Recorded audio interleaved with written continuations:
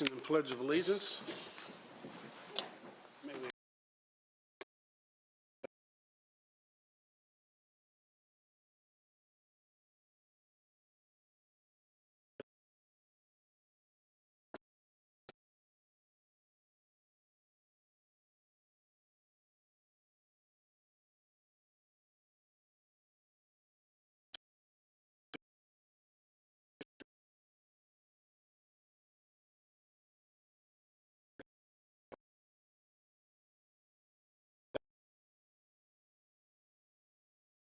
29th Board of County Commissioners meeting to order. First on the agenda is Commissioners' reports and comments, and No minutes, right? We didn't have any, okay. minutes are not ready. Good morning.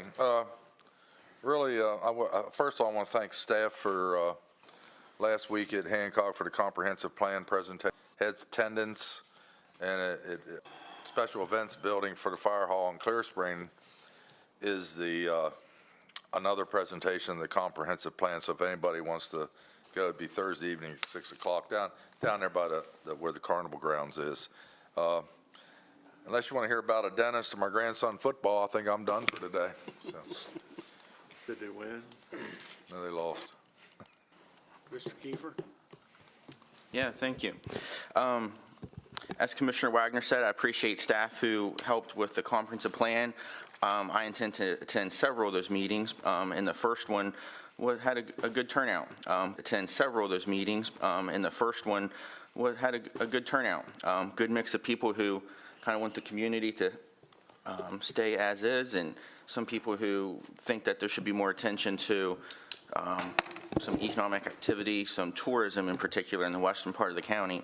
One citizen, I forget who it was, but made a good comment I heard in one of the breakout groups that I was in when we were talking about some roads in particular that are included in the comprehensive plan and some that are not. It seems like maybe we copy and paste some of what the state identifies as a priority, but that's not our priority. And the citizen said, if we don't mention, we're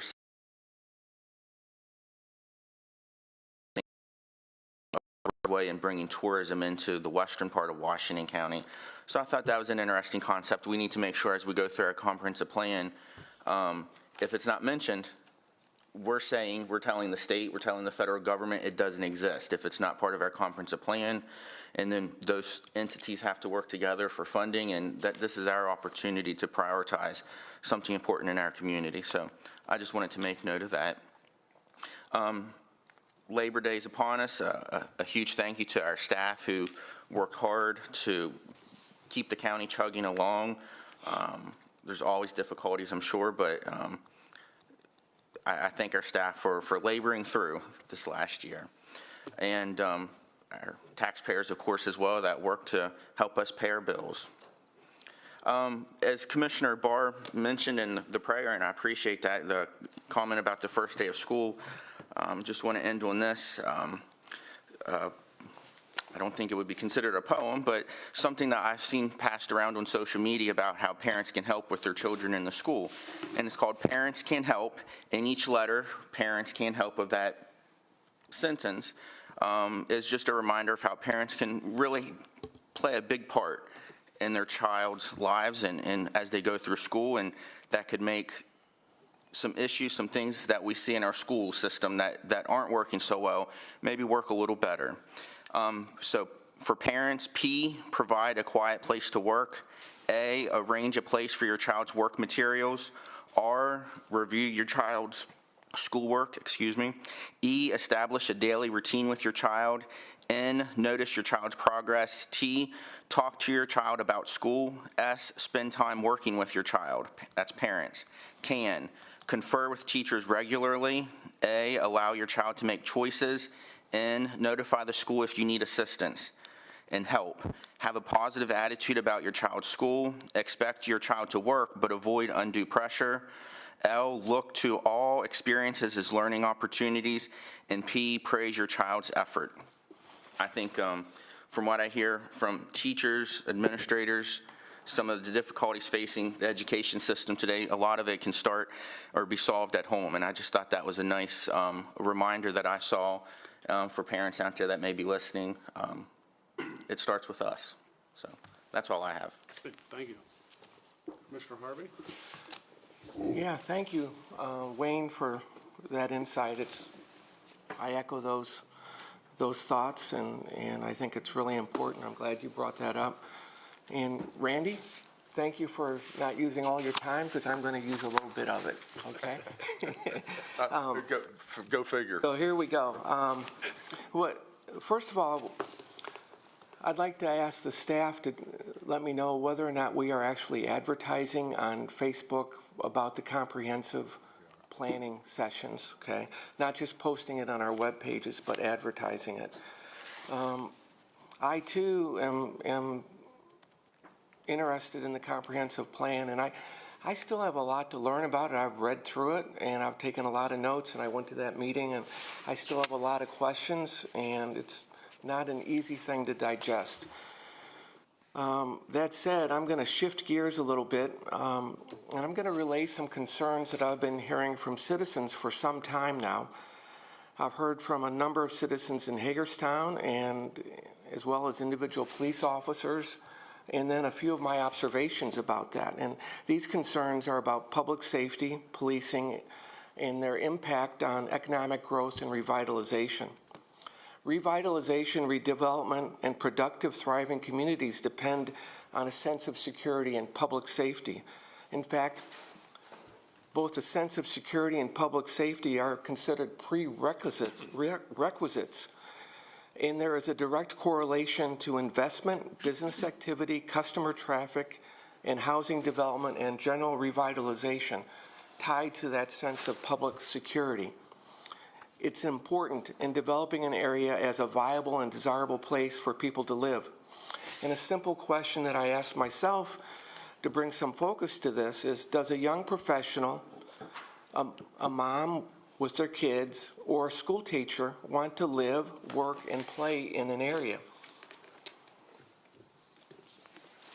As some of you know, I've studied, researched, and consulted with local governments and police departments on these very same issues. And public safety and a sense of security are directly related to customer traffic, business growth. And we are very fortunate that we have a number of courageous investors and community leaders who have invested and who are trying to make a difference in downtown Hagerstown. And we've seen, as we've seen with the stadium plan and other investments. But I'm concerned, and so are other citizens that have brought it to my attention, that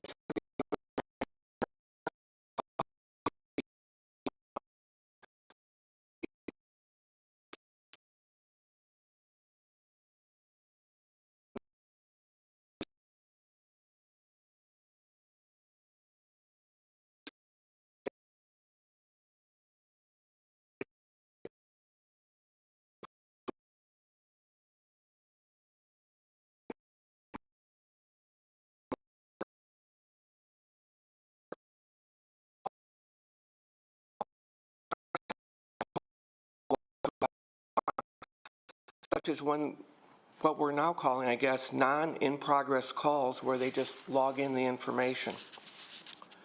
Other complaints are about a lack of response, it being too late, and a sense that there's no sense in calling the police unless they just want to get a property claim and file an insurance claim. So those are things I've been hearing about, and worries about whether or not the investment in the stadium and the others are going to pay off in the long run unless we really address these concerns about public safety. And those are our constituents, not just the city of Hagerstown's constituents. And public safety and the concerns in the city and how it's addressed impact how the county sheriff's department works and the stress and demands on them too. So what am I thinking? I'd like to understand what is the reality, separated from the noise, about what the situation is in the city relative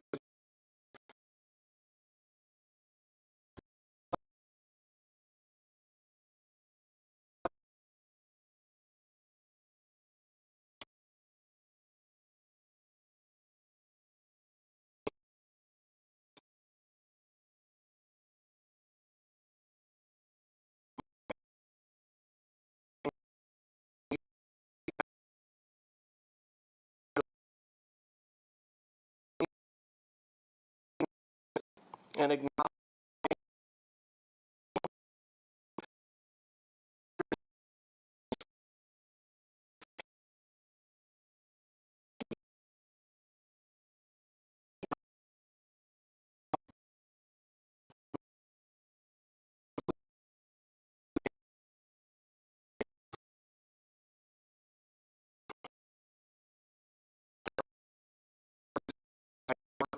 awareness.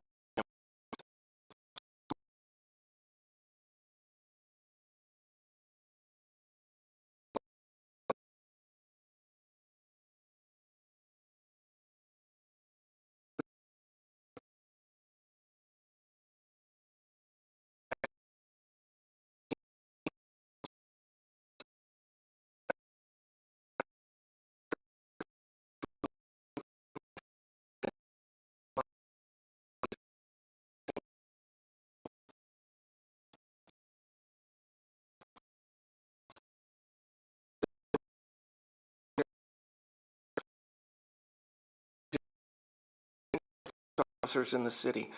And we know that it's difficult to recruit and retain people in the police forces in the current environment. But although we know pay and benefits do matter, we also know that elected leadership and police leadership matter. It's more than just pay and benefits. It's about knowing that your leadership has your back. It's going to fight for you through their actions, pay and also words, but also through actions. They need to know that their political leaders are going to do what's necessary to improve policing, improve public safety, and improve a sense of security in the city if we're going to move the county and the city forward. And I know that was long, but I think it's something that needs to be out on the table. I've been thinking about it for some time. And I just hope that we can work together. And if you could reach out to the city and see if we can do something together, county administrator, and also work with our sheriff to see if we can pull something together.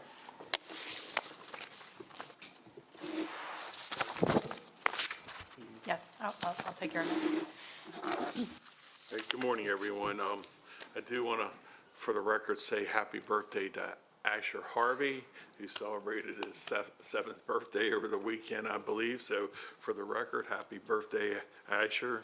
I also attended the comp plan up in Hancock. It was, thanks staff, it was very well organized, and thanks to those who attended. Williamsport celebrated its 47th C&O Canal Day, so congratulations to the town and that committee who had a wonderful turnout, another great event. And I also went down to the Ag Center Saturday, and they have their annual Spud Fest Heritage Days, and that's where they get an old plow and a bunch of big horses and plow up the potatoes, and the kids go out with buckets and giving prizes for the smallest potato, the biggest potato. But it was good to look around to see so many parents involved with their kids at a day down at Ag Center that shows the agricultural history of our county, and the kids being introduced to that. And I also attended Everybody's Day up at Penmar Park, a beautiful pavilion, a beautiful view. A special thanks to our rec department who helped organize that event, and to Faye Powers for over 30 years of making sure that music series continues. And I'd be remiss if I didn't mention her late husband, Jim Powers, who was also part of that music series. So congratulations to those at Everybody's Day. That concludes my report. Thank you, Mr. Klein. Yes, a lot happening in the past week, as you've heard. Just again, keep mindful of the students headed back to school yesterday, and buses are on the roads, and just folks need to be cognizant of where they're at, where they're going, and how fast they're driving, and just be very much concerned about somewhere between 22 and 23,000 students in our community that are in school every day. So, and thanks to the teachers and all that they do. With that, I'd just like to briefly mention a couple upcoming events. Tonight is Commissioners meeting at Town Hall in Keedysville. So we'll have our annual meeting with the folks, the mayor and council of Keedysville and the citizens in that community. Also, it was mention here this morning the Comprehensive Plan 2040 meeting, which is Thursday evening, August 31st at Clear Spring Fire Company Special Events Building. The grand reopening of the Smithsburg High School Stadium Friday night. Some wonderful improvements there to the stadium and the field, and hats off to a number of citizens, particularly in the Smithsburg area, that have, for the past year or two, have really gone out of their way to fundraise and support major improvements to the sports facilities at Smithsburg High School. Also upcoming is the annual Remembrance Parade Monday, September the 11th at 6:30 p.m. in Boonesboro, Maryland. So keep that on your radar screen. Anything else for here this morning that we've forgotten, commissioners? Hearing none, we'll move into citizen or staff comments. I'm sorry. And first up on staff comments is Dave Mason. And is Tony here? Tony Dury? Okay.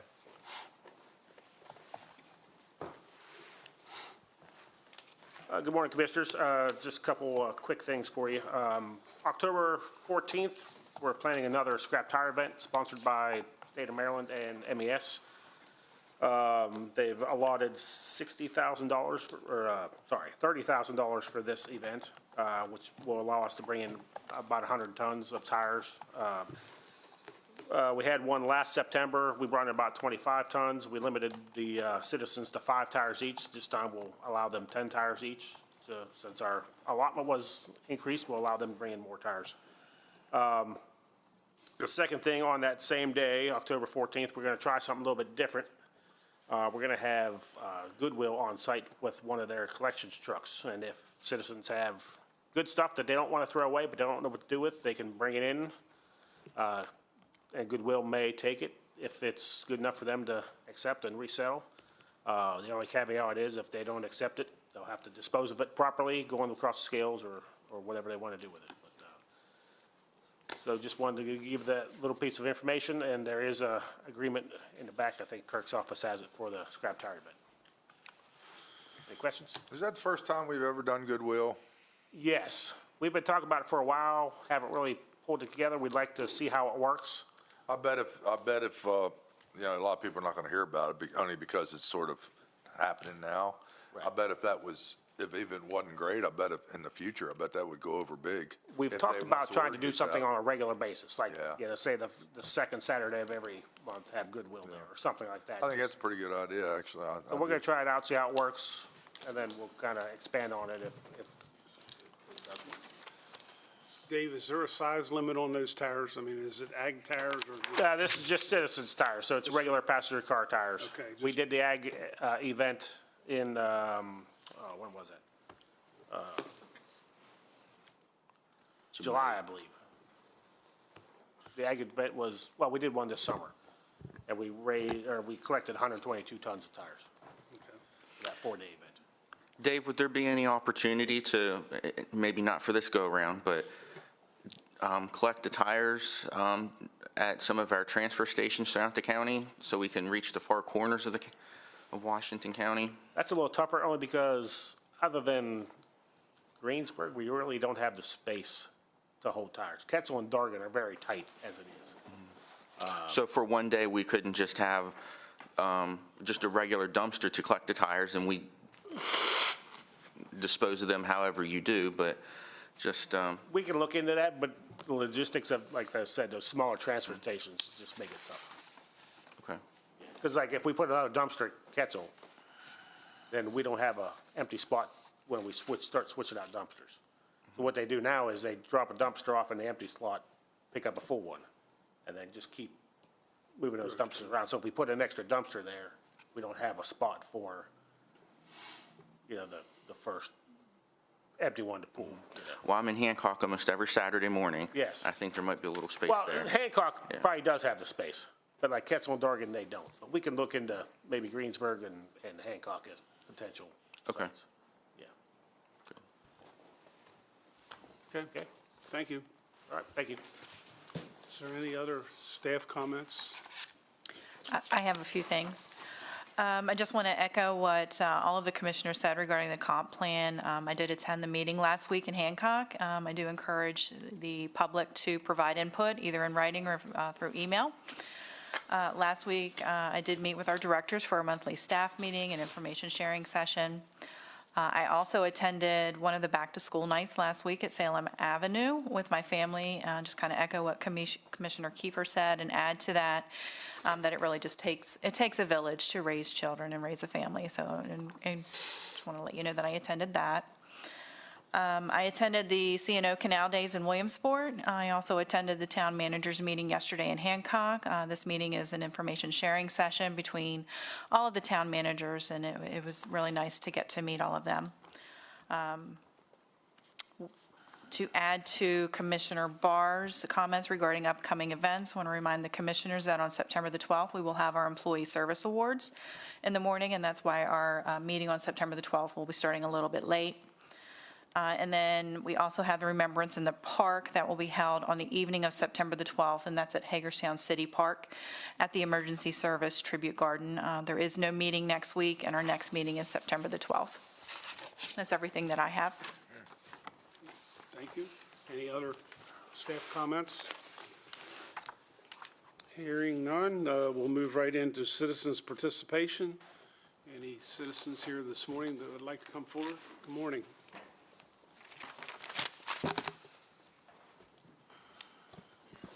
Morning, Commissioners. My name is Chuck Schwalbe. I'm from 19237 Betty's Avenue in Boonesboro, Maryland, and I'm here to represent the Boonesboro Museum of History. This place has been a landmark of Main Street in Boonesboro for almost 50 years, and I'm sure many of you had fond memories of interacting with Doug Boss, its founder. He passed away 2.5 years ago, but wisely, prior to his passing, he established a nonprofit organization, a 501c3, of which I am the president of the board.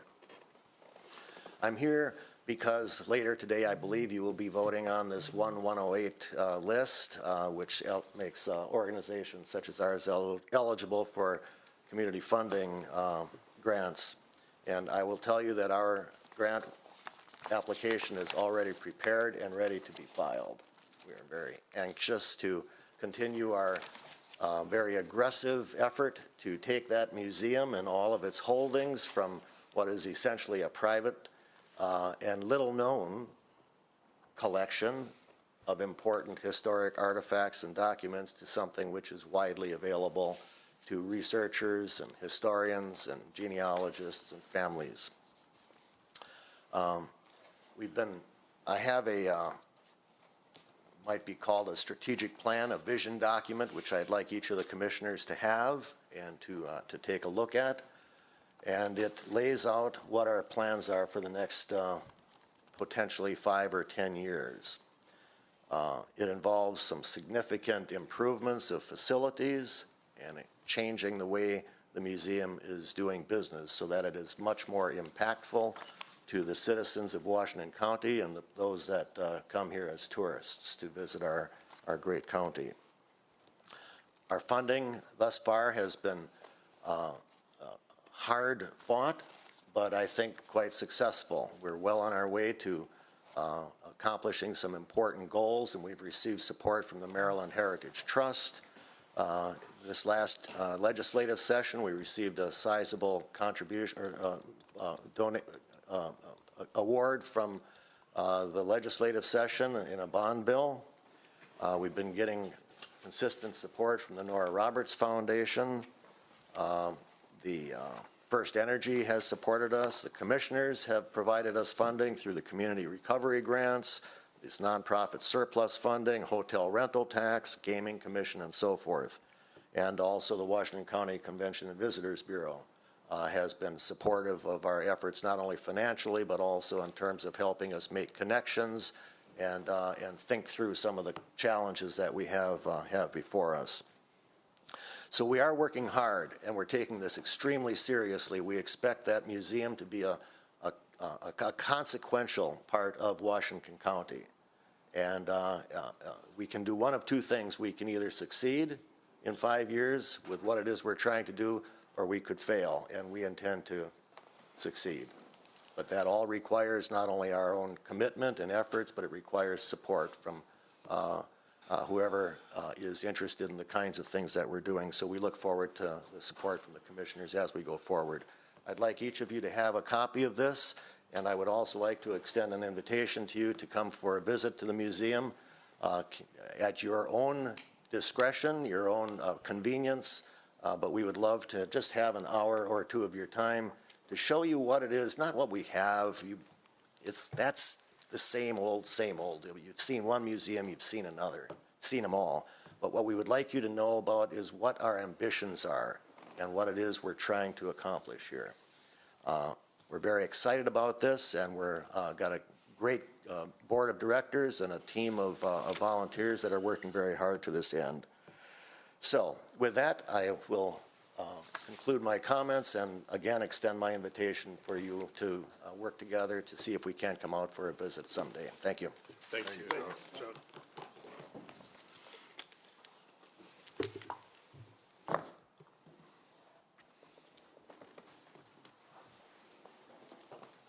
Okay, other citizens' participation? Anyone else this morning?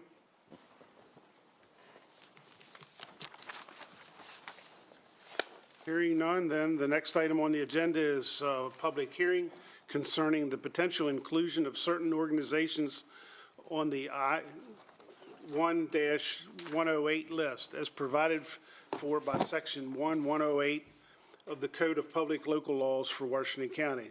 The purpose of this hearing is to hear public testimony concerning the matter. The procedure is as follows. We will first have staff introduce the matter, after which the hearing will be open for public comment and testimony. Each speaker will be given a maximum of 3 minutes to testify. After everyone who wishes to speak has done so, the hearing will close. The commissioners will further consider the matter at an upcoming meeting. Mr. Downey, would you please introduce the matter here this morning? Sure. Good morning, Commissioners. The Code of Public Local Laws, Section 1-108, provides that the county commissioners may contribute annually to the care, operation, maintenance, if the amount is included in the regular annual budget of Washington County for that fiscal year.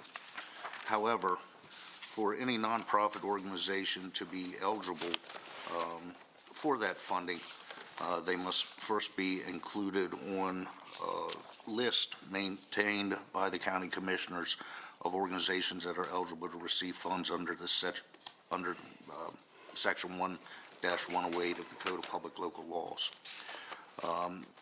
Each year, the county commissioners may add to the list organizations who have made application to be included on the list. Those applications need to be made on or before the first day of August preceding the fiscal year in which the organization plans to request funding. And then the county commissioners are required to hold a public hearing on the application. And that is what we are doing this morning. We have received applications from Hospice of Washington County, Inc., the Douglas G. Bass Museum of History and Preservation, Inc., Mason-Dixon Council of the Boy Scouts of America, the Education Foundation of WCPS, Inc., Friends of Key, Inc., Jonathan Street Community Outreach Center, CASA of Western Maryland, Inc., and Liberation, Inc. The applications and their supporting documentation are included in your agenda packets. And at this time, it would be appropriate to open the public hearing for public comment from anyone who wishes to testify on the applications or anyone who's here from those organizations themselves and would like to present any information to the board. Okay, thank you. It's now open to citizens' comments, public comments, and anyone on the front row. Second. Okay. I'm sorry. Pardon me, but I believe I spoke out of turn with the earlier presentation I That's made all on right. behalf of the museum, but thank you so much. Okay, thank you. We Second heard you, row. Chuck.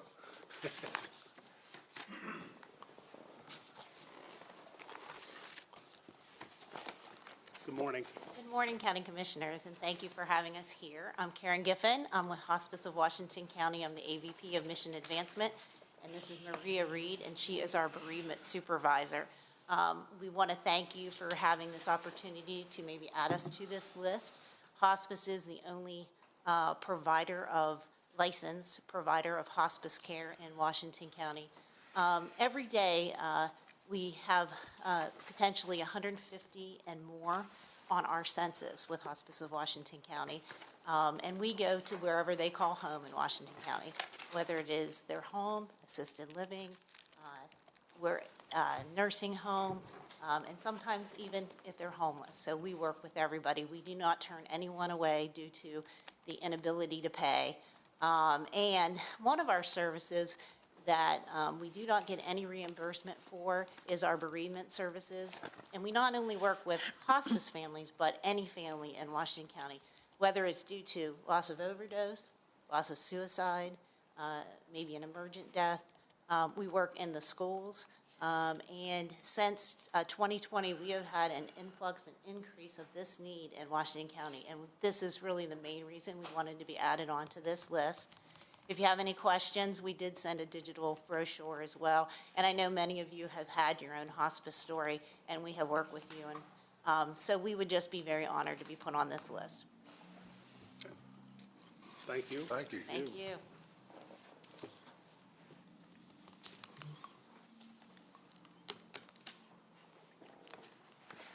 Anyone else? Second row, third row, fourth row?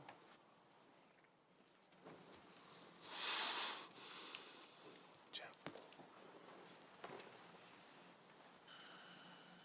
Thank you, Commissioners. My name is Robert Garrett. I'm the new Executive Director for the Scouts in the area.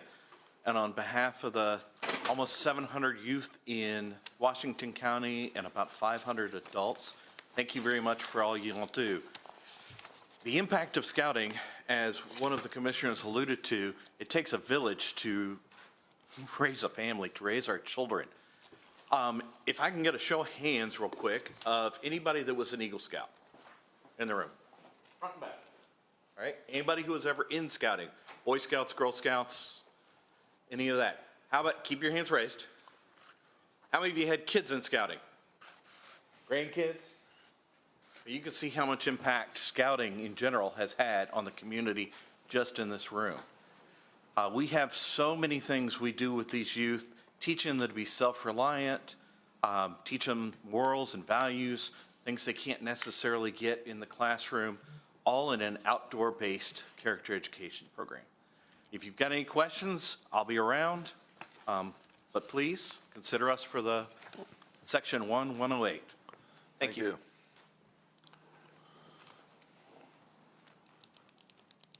I have a few concluding comments. Is there anyone else to testify? Okay, seeing none, Commissioners, I do want to remind you that inclusion of an organization on the 1108 list does not mean that the organization will receive funding from the county. It simply means that they are eligible to potentially receive funding, and these funding determinations are made through the Community Organization Funding Committee process as part of the county's budgetary process. So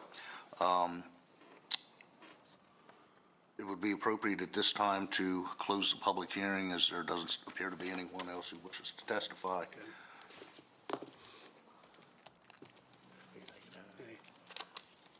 The public hearing is, do we want to ask the commissioners, or we're going to take it under After you advisement? close it, I guess. Close it. and then- Yeah. So the public hearing is now concluded. The commissioners will consider the matter at an upcoming meeting. Kirk, I think you said it, but there's several on this list is who's applied. Are they already deemed to be eligible, or do we know that for sure? I'm sorry, To be eligible to meet the criteria to receive funding if they so were awarded funding? Have they been? this doesn't have anything to do with the eligibility criteria that the Community Organization Funding Committee may have. This is simply a request that they be placed on. So that the committee will decide whether they're eligible or not? That's correct. Okay. Okay. We have, my office has verified that they're in good standing, that their names are correct, but this is an administrative perfunctory matter. The actual evaluation of any applications that they may make happens by the Community Organization Funding Committee. We can take action today, can we not? Are you looking for a motion to accept all these names or some of these names, or? We can proceed however you like. We will prepare a resolution that has the actual ones you decide, or all of them, for formal action. But if you give us direction as to what you'd like to do, that can happen today, or it can happen at a later meeting. Can someone define what Friends of KC, is that Inc. is?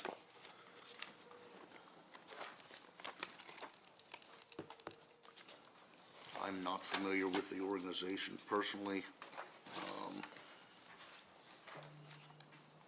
I mean, the ones on here that I know, I'm good with, you know, hospice, the museum, scouting.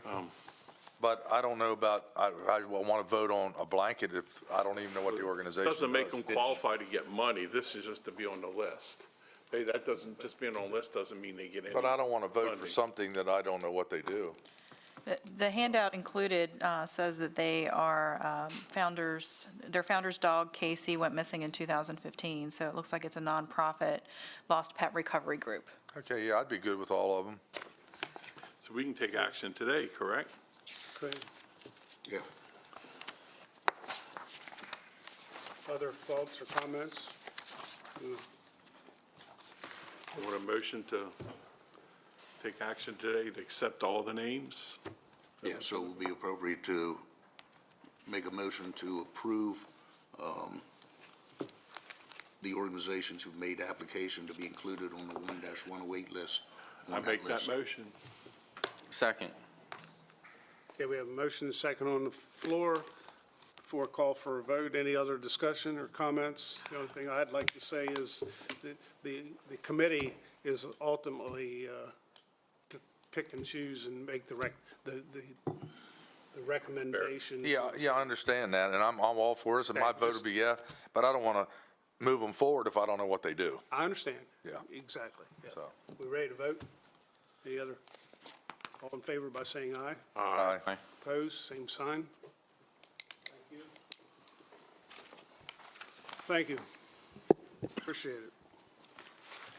Next item is proclamation recognizing September, October, and November as forget-me-not months. And I think JR's here.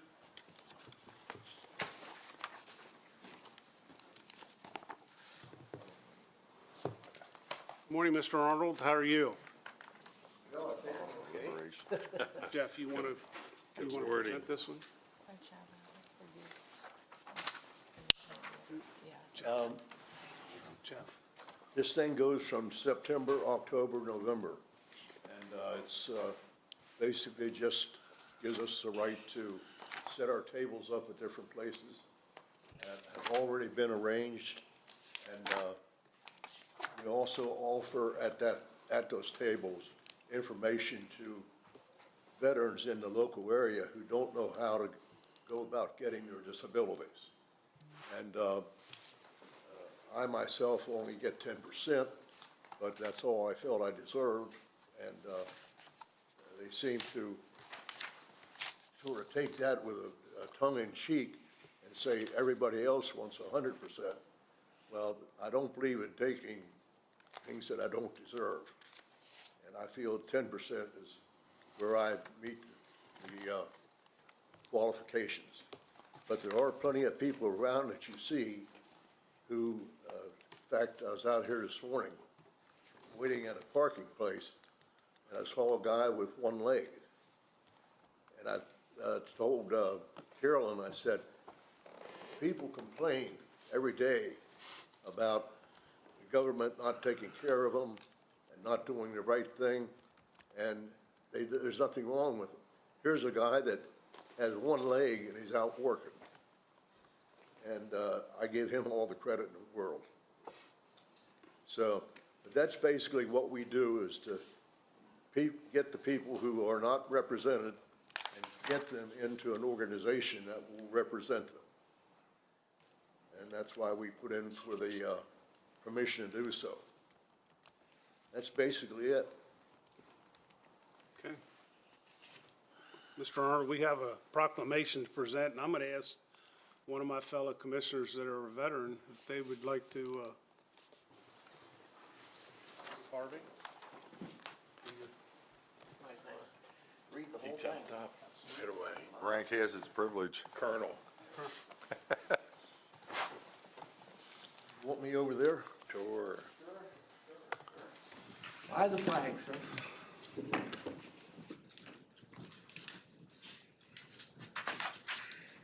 We have a long proclamation to read, okay, for everybody. Come on over next to the camera here. So, I mean, next to the flag, sorry. So, proclamation, Disabled American Veterans Organization, Forget Me Not Months, September, October, and November 2023. Whereas the Disabled American Veterans Organization offers free services to disabled veterans and their families in filing claims for government benefits, as well as the resolution of problems regarding employment, health care, and counseling. And whereas the Disabled American Veterans Organization strives to respond to emergency needs arising in the family of any disabled veteran.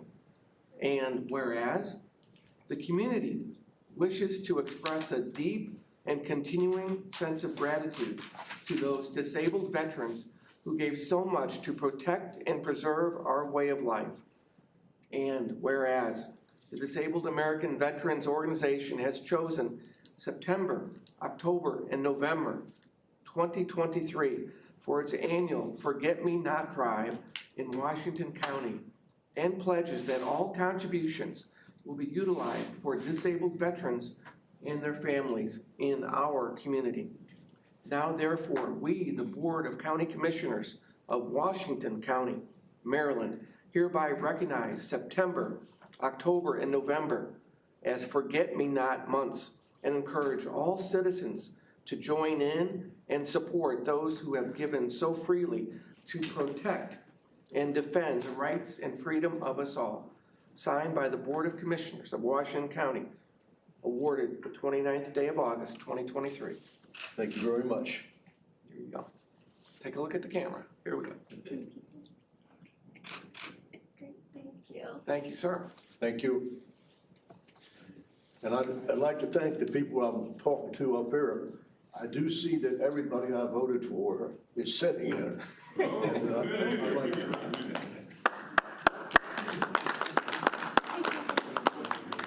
JR. You want that?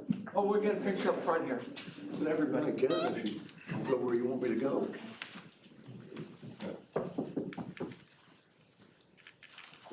We're right up here in the middle, sir. You're in the center. JR, I see you in quarters, you walking your dog every Sunday. That's me in that black truck always tooting at you. I feel like I know most of the people here. I think he sold me a car or something. Hey, Jerry, we get you in the center. I did. We get you right here in the center. Right over here. Yeah. JR, you wanna move this way a little Slide bit? down there. I especially know Mr. Barr. There we go. 1, 2, 3. Thank you. Thank you. Thank you very Thank much. you. Thank you. Thank you, sir. Thanks for your service. Good to see you. Yeah. You look good. You do too. Thank you very much. Sure can.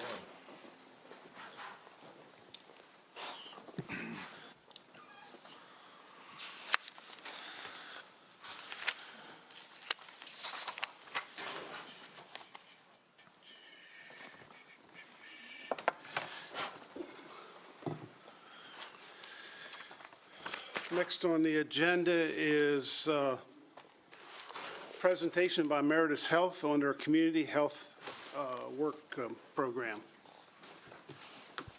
Good morning.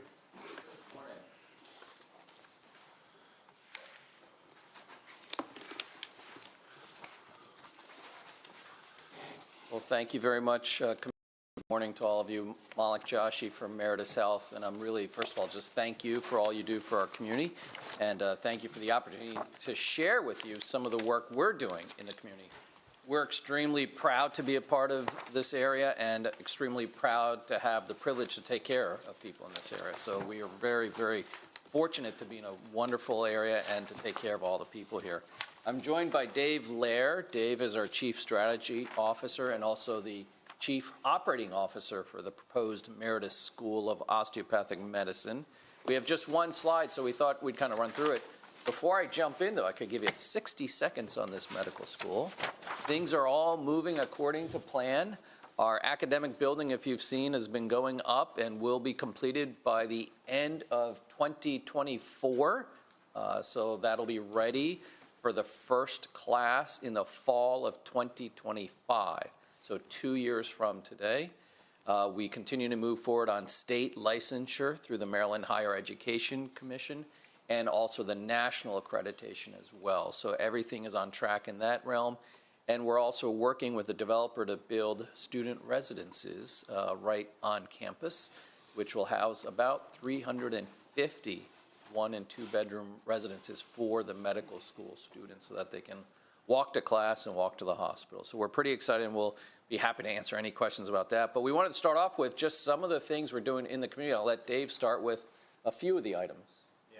So as a mission-based nonprofit, we're able to look at the way that we provide access in physical locations and doctors and providers to the community in a different way than we might otherwise if our primary motive was only profit. So we've recently been looking at the county as a whole and where there's gaps in people's access to care and trying to fill those. One of the areas that we recently opened a brand new clinic is at the Fort Ritchie location in Cascade. The clinic is there providing urgent care and primary care needs to the members of that community. But in addition to that, we've also been able to partner with their community center and do some really, I think, impactful things to help the community, including we have community health workers doing health fairs there on a regular basis. They've screened over 80 members of the community for blood pressure, caught a couple of folks who were newly diagnosed as a part of that with hypertension and got them to get into a care pathway, a care plan with their provider to be able to get on blood pressure medications or other things to manage their health. So hopefully able to promote a much healthier community.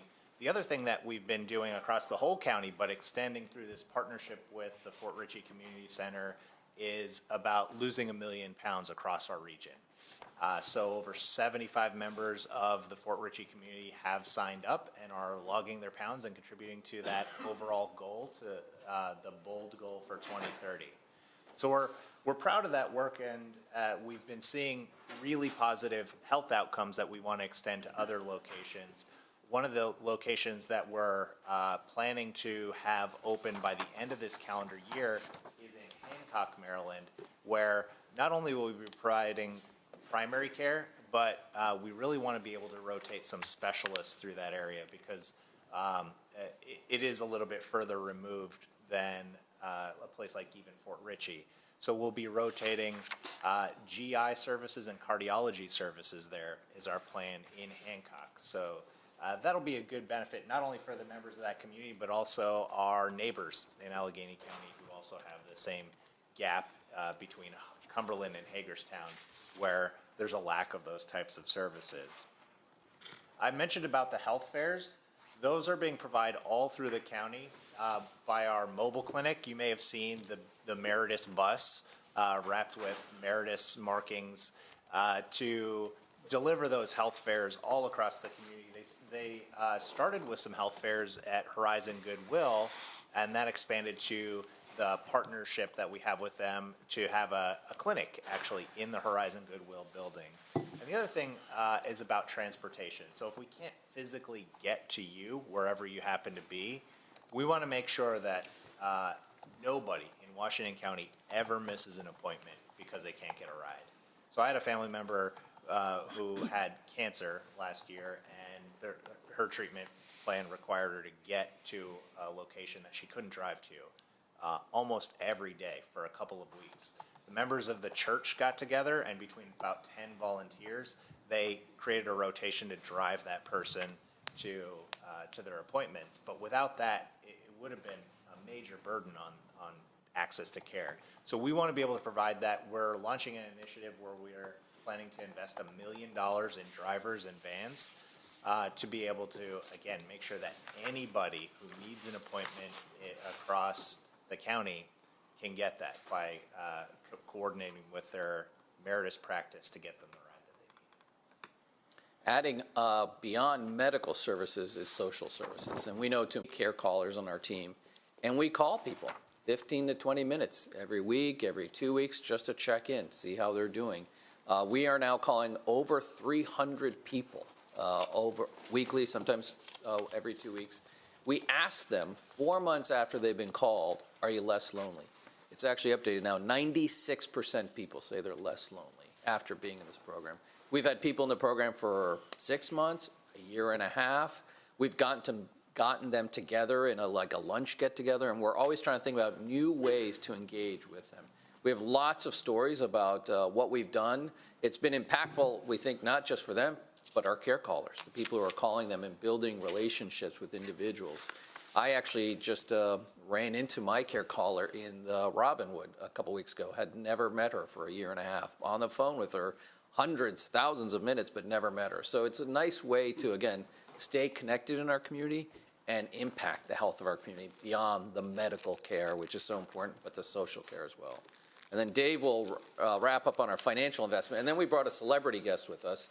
BJ Getz, community leader, president of Middletown Valley Bank, is also the board chair of Meritus Medical Center. And so we thought BJ could wrap up with us as well.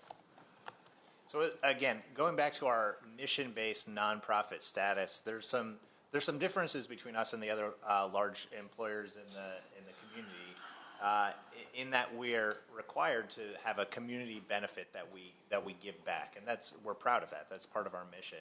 So there's a group called the Lown Institute that looks at all of the tax returns for every nonprofit hospital system across the country. There's over 1,700 hospital nonprofit organizations. And of all of those, Meritus was in number 17, the top 1% of all these, number 17 across the country, in terms of how much we give back to our community in community benefit as a percentage of our total revenue. So what that means is that the last reporting period, we gave $50 million in community benefit, including some of these things like the community health workers, which is an unbillable service. We're just doing that as part of improving the health of the community.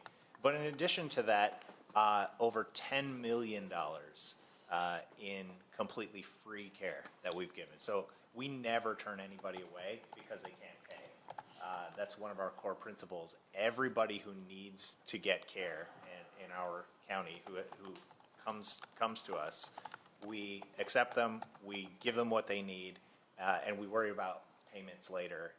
And often that means that we'll say, look, we understand your financial need, and we're going to include this in our community benefit and just write off the bills. So that's $10 million in completely uncompensated care. And the other thing, just to, another part of what we're doing over the next couple of years, including some work that's begun just over the last few weeks, is we're investing in sustainability, renewable resources, and resiliency of our medical campus grid. So we're making an investment of about $17 million over the next 2 years for solar energy. That's 1.1 megawatts. That's going to be rooftop solar, and 2 megawatts of combined heat and power that'll have an overall reduction of 23% of our greenhouse emissions when those two projects are complete. We're also thinking about a third phase that would add an additional just under another megawatt of solar. So that's, a big investment in trying to not only reduce our CO2 emissions, but make sure that as a resource to the community, we're always online. We have Joint Commission requirements for resiliency, And this allows us to run at 100% capacity at all times, even if the grid goes down. Well, thank you. And commissioners, thank you for taking the time with us. I'd like to just make just a few comments as a lifelong resident of Washington County. You've heard a few things that Meritus is doing to make our community better. Certainly the hot button right now and the big thing is the medical school and the investment that the hospital is making and the efforts that they're making to move healthcare forward in Washington County and really in the region. What I've seen in my involvement with Meritus is really a group of leaders within the hospital and the leadership team with Dr. Joshi, Dave, and others on that team that are committed to this community like something I've never seen before. And you can see it from the introduction of the bold goals of Meritus for our entire community that was introduced a few years ago.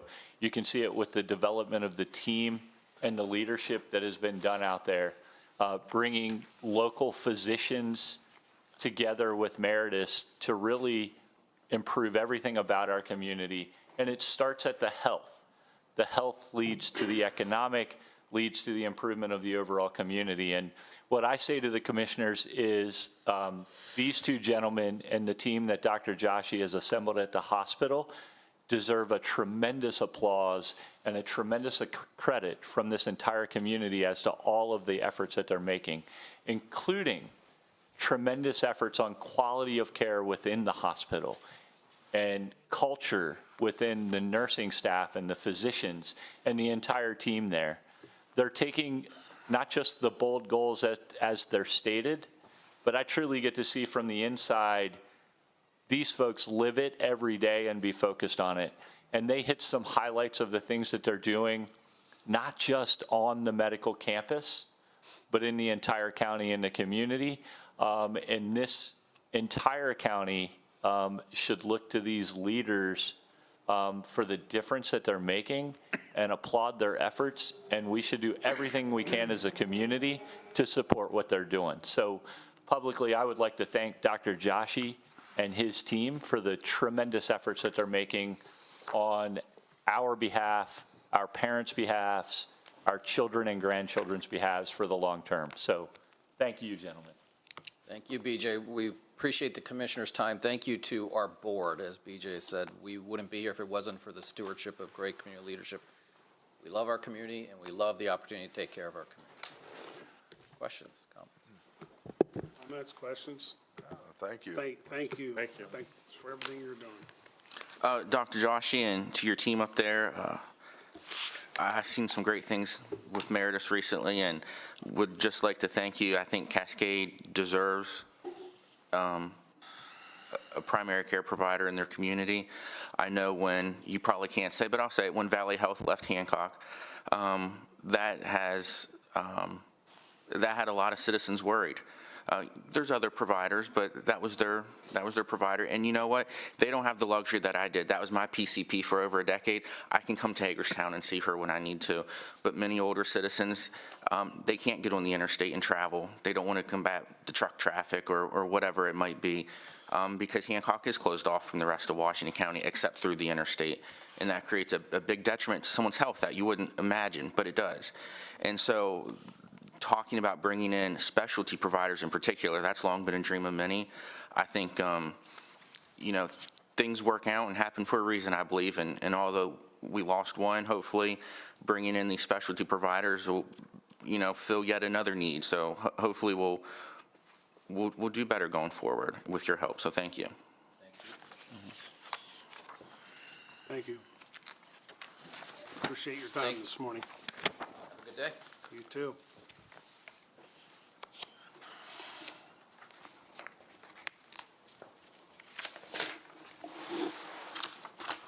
Next item on the agenda is contract award purchase 1630 food services at the Washington County Detention Center. Good morning, Commissioners. Brandy Nagelbauer in Purchasing Department. Major Craig Rowe, Warden Detention Center. The recommendation I have for you this morning is the contract award PUR 1630 food services at the Washington County Detention Center. Move to award the contract to the responsible Proposer Aramark Correctional Services out of Philadelphia, Pennsylvania, for a total proposal amount of $978,930 based on estimated annual quantities of meals and the proposer's unit price. Also, we do seek your approval for a budget transfer in the amount of $170,840 from the general operations account to the food services account. The recommended contractor shall furnish food services at the Washington County Detention Center to include inmate and staff meals for 7-day work weeks.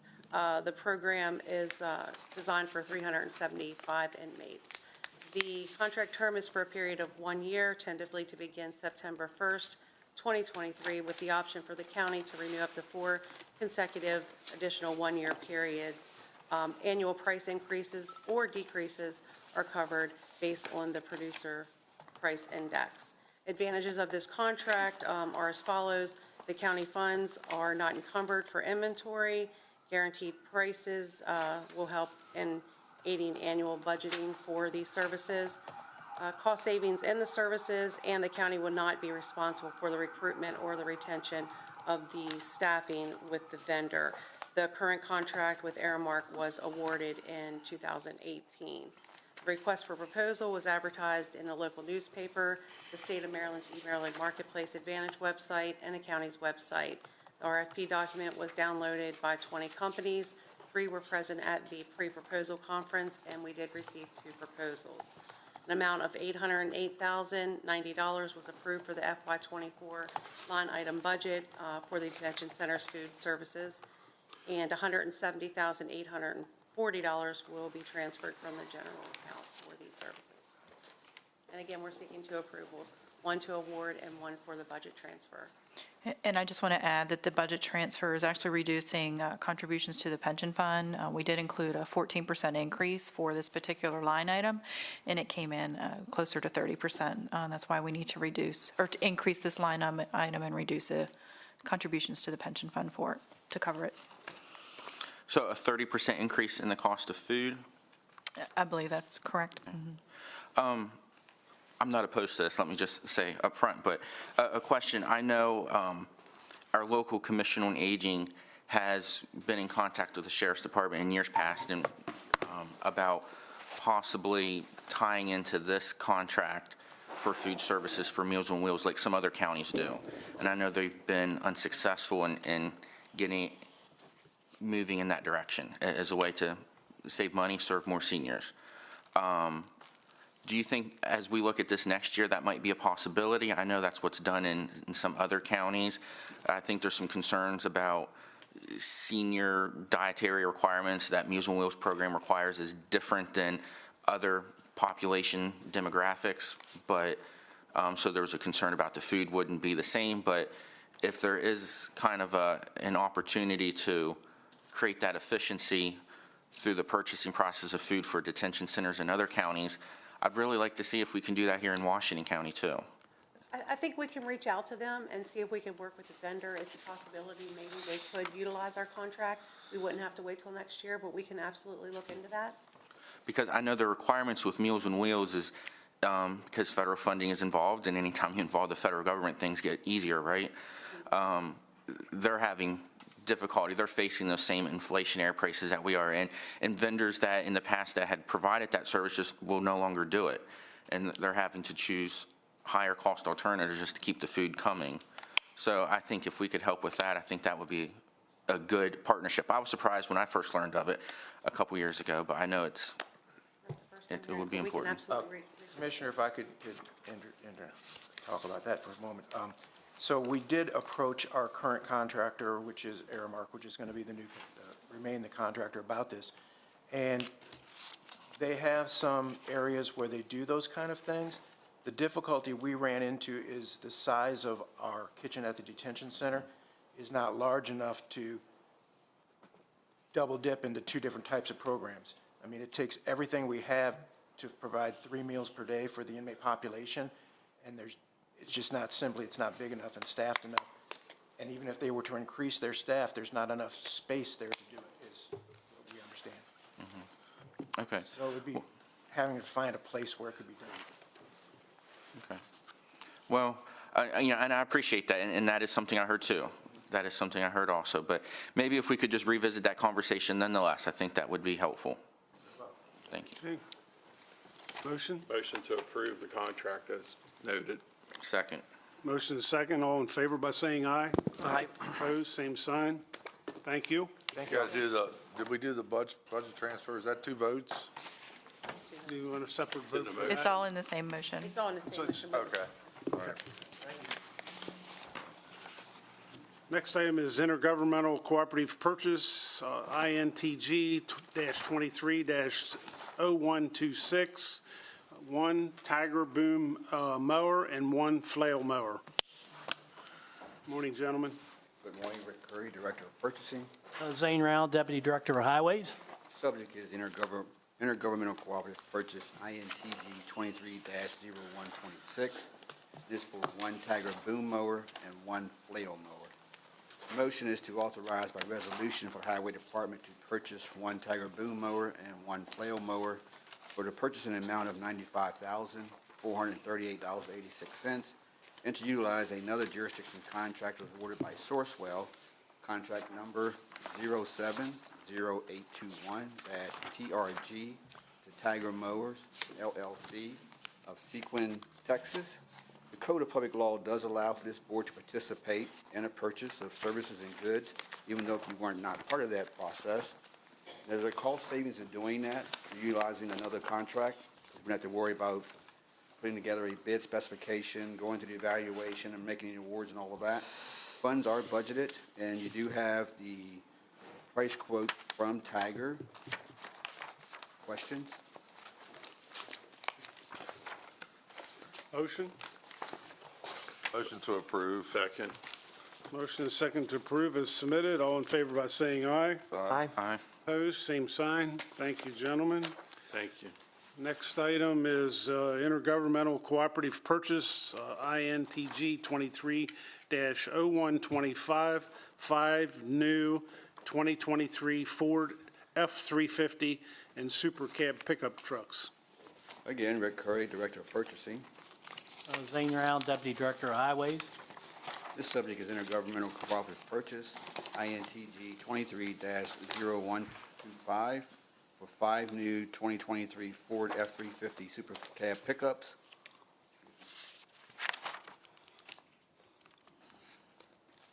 The motion is to authorize by resolution for the Highway Department to purchase 5 new 2023 Ford F-350 all-wheel drive Super Cab trucks from Heritage Fleet Services Incorporated of Milford, Delaware, for the purchase price of $61,400 each, for a total sum of $307,000, and to utilize another jurisdiction's contract that was awarded by the State of Maryland Department of General Services, contract 001B3600198 to Heritage Fleet Services Incorporated.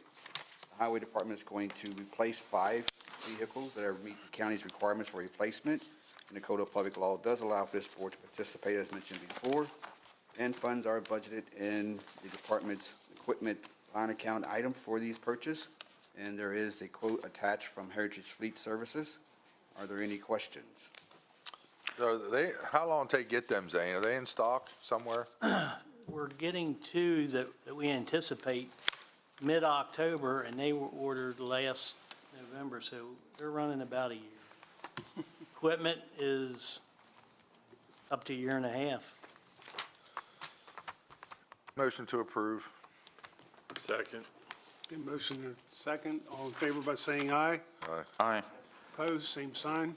Thank you. Just a quick question. Rich, would you be able to, Rick, I'm sorry, would you be able to get us a listing of items we've sold on govdeals.com? Would that come from your department? Yes, sir.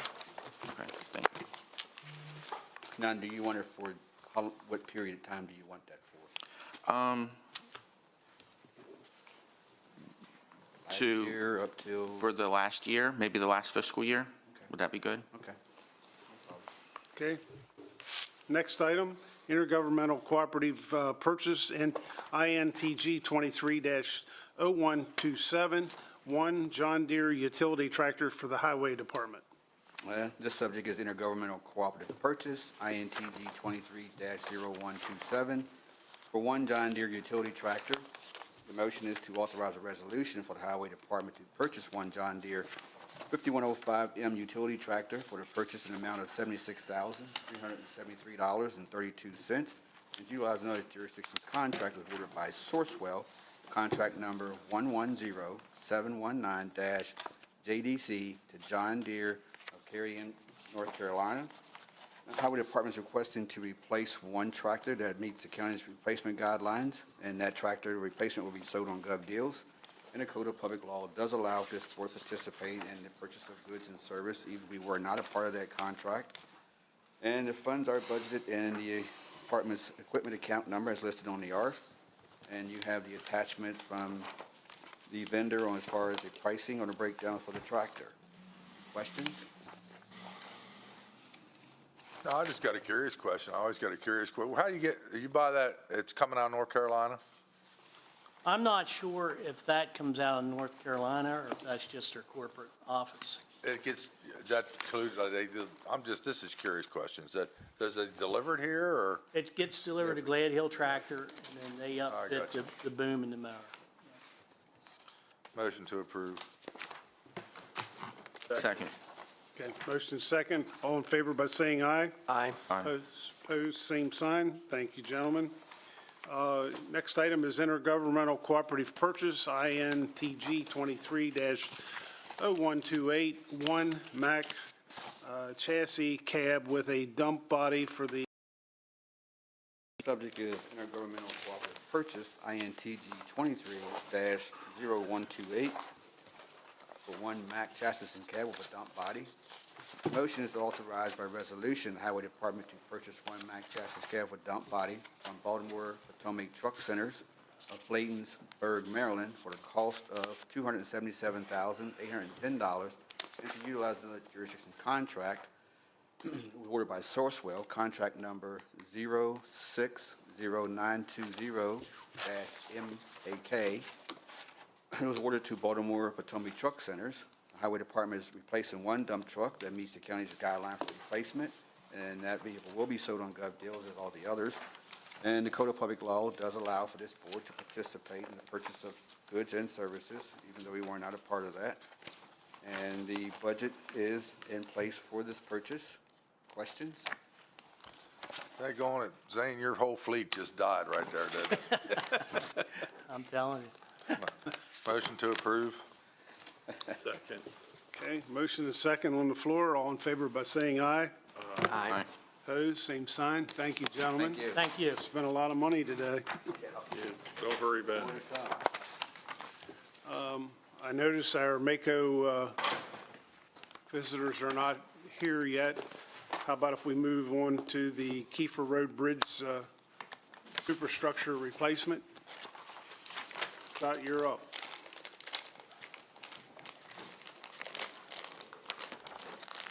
Thank you. Good morning. Scott Hobbs, Director of Engineering. I'm here to recommend the board award the supply of precast, pre-stressed concrete box beams for Kiefer Road Bridge to the lowest responsible bidder, Penn Stress, a division of McInnes Group, LLC of Roaring Spring, Pennsylvania, in the amount of $62,700. Project was advertised on the county's website and the state of Maryland's website, eMaryland Marketplace Advantage. One quotation was received on Friday, August 18, 2023. Kiefer Road needs replacement with the superstructure due to the condition of the existing steel beams and timber deck. The precast, pre-stressed concrete adjacent box beams would be scheduled for delivery this fall, and the work would be anticipated to be completed within 3 weeks by our highway department. Road detour signs would be posted prior to the start of work. We provided a map showing what the detour route would be for that time frame. This is a budgeted capital improvement plan project. Again, this is a superstructure replacement and work by the highways and delivery of the superstructure of the bridge. Any Scott, questions? you've said superstructure a couple times. I barely said it. Can you just, I take it that has a significant meaning to it. Yes, bearings and beams and bridge deck, anytime you see that, that's the superstructure, the abutments, the piers that you see going into the water, oftentimes that's the substructure. So we consider those two portions of the bridge when we talk about different bridges, and one of the ways to repair bridges is to replace the top portion, or the superstructure in our case is what we're calling it, Okay, with the beams and the deck. okay, thank you. Any other comments or questions? Motion? Motion to approve. Second. Motion and a second to approve as submitted. All in favor by saying aye. Aye. Aye. Opposed, same sign. Thank you, Scott. Thank you.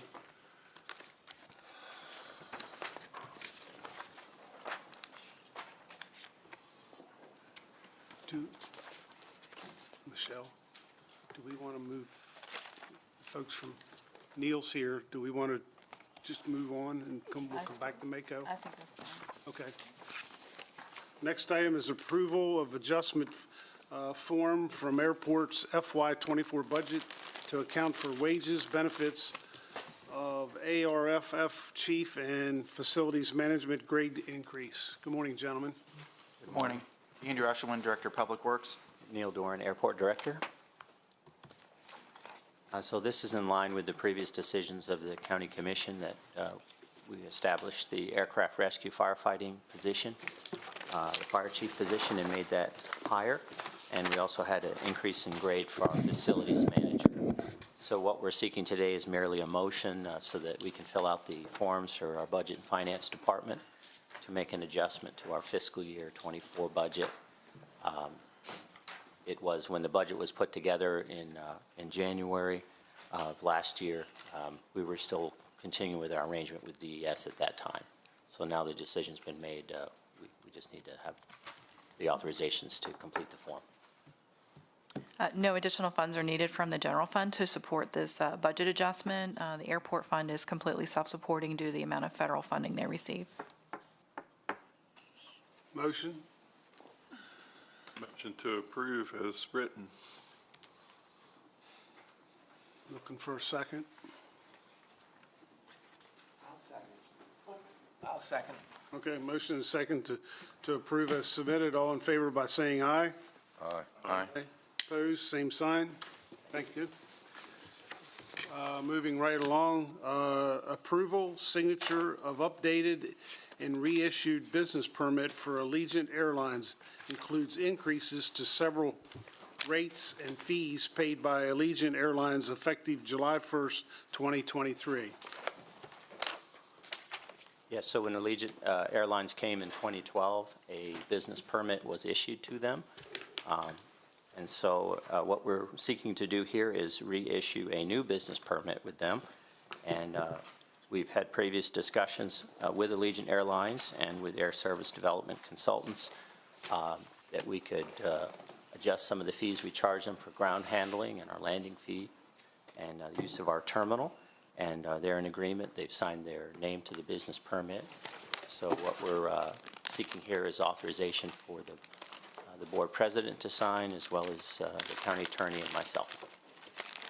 Happy to answer any questions you might have. Neil, I assume these increases in the structure of this was more than likely discussed at the Allegiant Air Conference when staff participated in that several months ago? It was, yes. In numerous conversations, the relationship with Allegiant is strong. They understand that over the last 10, 11, 12 years, our costs have increased, inflation, a need for additional people to continue to support the staff. And this is still a competitively low rate that we're charging them. But it's something that would help and contribute approximately $64,000 additional dollars to the budget. Just for the record, I think Allegiant flies in and out of 130, 140 airports, and we're in the top 10 or bottom 10, however you want to look at it. Is that correct? Yes, we were the 8th lowest cost airport. And so looking at these fees every once in a while is good to keep track of that. Motion? Motion to approve. Second. Okay. Any other comments, remarks? Hearing none, all in favor by saying aye. Aye. Opposed, same sign. Thank you, gentlemen. Thank you very much. We are running way ahead of schedule. Again, our Mako friends are not here yet, so we want to take a 5-minute recess. Let's take a break. Thank you.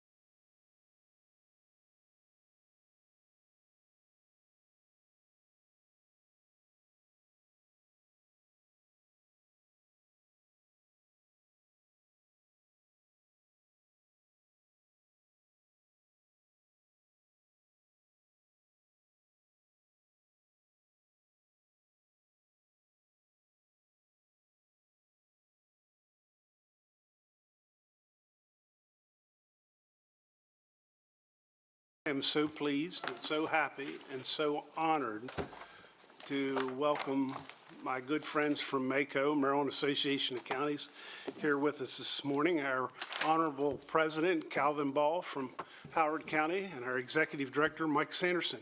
Good morning, gentlemen. Good morning. So good to see you. It's great to see you, and it's an honor to be here. I'm going to have Michael do most of the substance, but let me just say being here in Washington County is not only an honor because of the important role that you play for the state and with MACo, but my dear friend, President Barr, who was formerly president of MACo, did a fantastic job. It's just such a pleasure to be here. MACo is an organization, as you know, that works so hard on behalf of all counties in the state of Maryland. In fact, just this past session, analyzed almost 800 bills and advocated for each and every one of our counties. And then just last couple weeks ago, we had our annual summer conference, record attendance up about 30%. And so really appreciate your engagement, your partnership, and your willingness to let us come and visit with you to not only present, but continue in collaboration. And with that, I'm going to turn it over to Michael Sanderson, our Executive Director. Well, good morning. Welcome the time to be with you all this morning. Once again, I'm Michael Sanderson. I'm the Director of the Maryland Association of Counties, and as President Ball indicated, we have an office in Annapolis and a staff. We try and serve, assist, educate all the county elected officials, try and advocate on behalf of your services and your constituents and so forth on policy matters and so forth. We have a blended role of service back to you and also representing local governments and your services before policymakers at the state level. So I handed out a packet of stuff which has, I'm sure, a couple dozen pages of whatnot. That's sort of our bent. My inclination is not to go through that in a whole lot of detail, but it is sort of a skim through of a few issues that are sort of on our minds. Most of this is drawn from the Conduit Street blog, which is our principal avenue of getting information out to the world and also to our members. I want to be respectful of your time and your agenda today and sort of hit a few high notes and talk about just a handful of topics that are mostly policy and a little service. And then if there's something that I've missed or something that you'd like to get into beyond that, that's probably the best use of our collective time. So with that, let me try and talk about a handful of issues, and I'll start with the state's fiscal situation. That's my upbringing as a fiscal guy, and I tend to start there because so many things that happen at the state level with their budget and their pressures filter down to local governments. The story has changed in the last sort of calendar year or so pretty dramatically. When Governor Moore was elected and sworn into office, within the last year, he inherited a budget that basically was a pretty self-executing circumstance, being able to say, well, we can afford all the things that are formula-driven and have natural flow, and we can afford to give COLAs to our state employees and all the sort of routine sort of things year to year.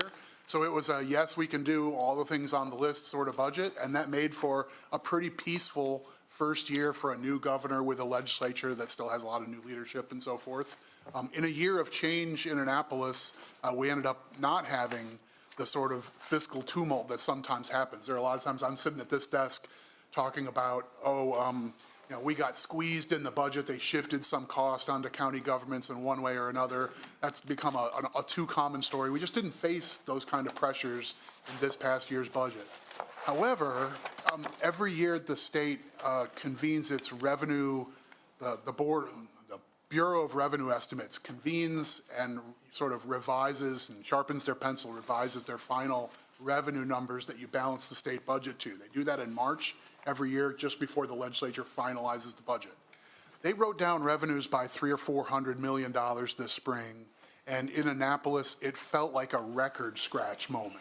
That suddenly it was like, oh, maybe they're taking the punch bowl away, and maybe this like relatively comfortable economic times we've been in, this weird economy the last couple of years where we've had tax revenues coming in relatively healthy, even though some people have felt like there are questionable signs in the American economy. I think a lot of folks still feel that way, even though we have low unemployment. It doesn't feel like a gung-ho economy in the normal way. So anyway, caution on fiscal issues, and that carried over to the governor's message at the MACO conference just a couple of weeks ago, where he talked about we're going to have some challenges, we're going to have to say no to some things because it doesn't look like the happy days are just going to stay forever and ever, and that sort of economic overachievement probably was temporary.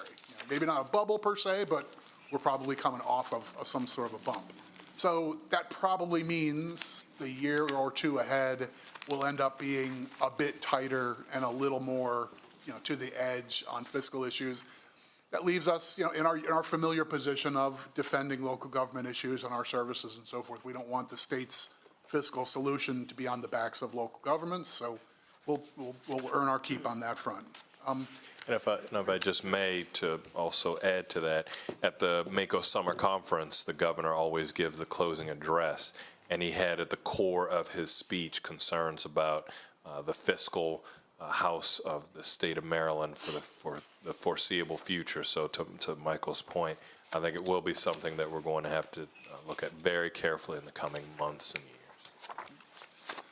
So let me jump through a handful of other policy issues, and I want to close with school funding, which has become a primary force in driving county budgets and your forecasts fiscally and so forth. So let me close with that, but I'll skip through a couple other policy things on the way to getting there. Mostly what I want to focus on are issues that sort of have a path ahead, as opposed to just closing the books on stuff from last year. Last legislative session, we worked hard, we did all I thought of things. There's some stats on our handout about different issues that we followed, and we moved the needle on lots of different things, but I'll focus on a few things that still have a life ahead of them. One I'll speak to is energy issues generally. I think we are sensing a change in tone with state leadership on energy issues. The Department of Energy, there's an energy administration, the Department of the Environment and the Energy Administration and the Public Service Commission are three separate players at the state level, all of whom have new leadership and all of whom play a role in one level or another on energy issues.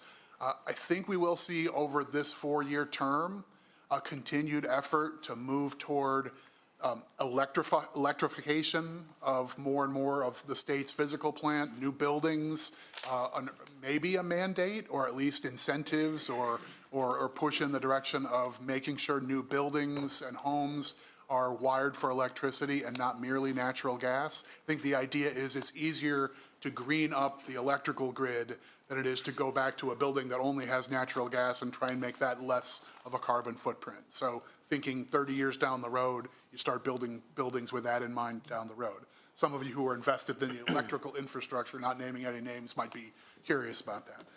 But I think that's an issue that's coming at the state level. But alternative energy, we know the state has committed to a renewable portfolio standard that is ambitious and aggressive, that more and more of our energy needs to be clean. Awful lot of it needs to be solar, and there's only so far you can cart electrons. You can't put the panels out in Kansas and bring that electricity to Maryland in any practical way. It's got to be relatively nearby. So what does that mean? We know your county is among several who have been in court and in process over the location of solar facilities, and large-scale solar is effectively no longer subject to local zoning. We have some degree of freedom with asking for setbacks and location requirements to some degree, but for the most part, it's the State Public Service Commission that really holds court over siting and approval of large-scale solar. I think that balance is pushing in the opposite direction. That solar is very popular and very well regarded, and the idea of why are these towns and these counties still in the way of this solar project over here? And Big Solar is really, really interested in having a clearer landing path for. We know that's a tension with local zoning. I'm putting that on your radar because it's an issue they're not done in Annapolis thinking about this, I think. Another thing that I'll mention is a matter in both our urban, suburban, and rural jurisdictions is We're having a devil of a time staffing our firefighters, whether it's career or volunteer. Getting a new generation of folks who want to pursue fire service, either as a career or as an add-on, has just been increasingly difficult to do. The statistics are obvious. The number of folks who are relying on sort of legacy members of volunteer companies to still go on rides because there's just not a wave of 25 and 35-year-olds knocking on the door saying they want to do it. How do we find a way to do that? We got a bill last year to bring together stakeholders on a commission to try and find some answers. Probably needs some state force multiplier of what we can do locally with things like LoSAP agreements and tuition reimbursement or free training opportunities at our community colleges. We're going to have to think outside the box a little bit here, but this is an issue that all of our jurisdictions have raised as a long-term concern and one that we're hoping we can get some state help on trying to tackle. I'll mention one other kind of nitpicky little thing, but this is the sort of thing that the papers don't pick up on, but it's meaningful for the progress of local government, literally this room. For 40-some years, we've had a law on the books in Maryland that if you were setting your tax rate, your property tax rate at a level where you'd bring in $1 more than last year in tax revenues, you were obliged by state law to put an ad in the paper saying notice of tax increase, because people's assessments are going up. And if you leave the tax rate where it's been, that means you're bringing in more dollars. You're exceeding what the state has called the constant yield tax rate. So you've probably had once a year, a hearing most years, probably in this room, where residents read in the paper, because the state literally said what the font size needed to be in the advertisement, the exact wording, notice of tax increase. They think you're raising their tax rate. And in most years, I know most counties in most years leave the tax rate where it is and make do with that level of budget. But you get folks that got their torch, they got their pitchfork, they're all angry about a tax increase, and it turns out, oh, all that meant was my property's appreciated some, and so I'll pay incrementally more on that, or I'm being phased in, that sort of thing. Most of them put out the torch and go home. It's been a confusing law for years. It always felt impossible to change it and make it more sensible, but this year we threaded that needle and changed the law. So starting next year, if you're going to raise your rate and you're contemplating doing that, you'll go through the same process and put the ad in the paper saying we're contemplating an actual rate increase, and folks should know about that through the same process. But if you're leaving the rate where it is and it happens to bring in more money because assessments are going up, that's not the same thing, and it doesn't trigger the same law. It's tough to be it's tough to appear that you're anti-transparency, but honestly, this was a law that I think was more trouble than it was worth. People were more confused about it than they were well served by the information, I think. So having it when you're raising the rate, I think, is a better happy medium. I'll mention one real quick fiscal matter I think on the last page of today's packet is some information about a service that MACO's providing on behalf of our members, as well as some towns and libraries and community colleges. This is for this, the Green Eyeshade folks call it OPEB. It means Other Post-Employment Benefits, and you may get a report every so often from your fiscal staff talking about you probably have a long-term liability for health insurance pledges that you've made to your employees after they retire. It's pretty similar to a pension. You have to report it on your fiscal books as a long-term liability, just like a pension, but there aren't many jurisdictions that have a funding mechanism, the same thing as a pension system. I don't know, I apologize, I haven't done my homework. I don't know where Washington County stands on this matter, but what MACO has created is a multi-party trust fund. Basically, if you want to invest today's assets long-term so that you'll have more money when you need to pay out for these health insurance benefits tomorrow in 10, 20, 30 years, we've created a plug-and-play opportunity to do that. So if that sounds like a good fit for your jurisdiction, if you've made a contribution recently, the whole idea is to share the overhead costs. You have to put the money into a trust to be able to invest it in equities and in long-term instruments and that sort of stuff. It's different than public funds. It would be cumbersome for every single jurisdiction to do this alone, so we created a pot together. So a board of trustees with excellent advisors and all that kind of stuff. If it sounds interesting, I would hope somebody could drop me a line. We'd be delighted to have you join the ranks. And last but not least, education funding is the issue that lies in the background of just about every fiscal matter that's before county governments. Now, the state has embarked on an ambitious course to to accelerate and increase our expectations of what we get out of our public schools, what we owe to our students. And those goals are noble, they're worthy, they're exciting when you read the details, like the idea of where we might be at the end of these 10 years with these investments is inspiring. It's also extremely expensive, and the principal role of county governments in education is not to set curriculum or make decisions on education policy. We've got a school board and superintendents and principals to do those sorts of things. But your role is as a principal funder, and the state is asking more of itself, and it's also asking more of the counties to contribute toward education.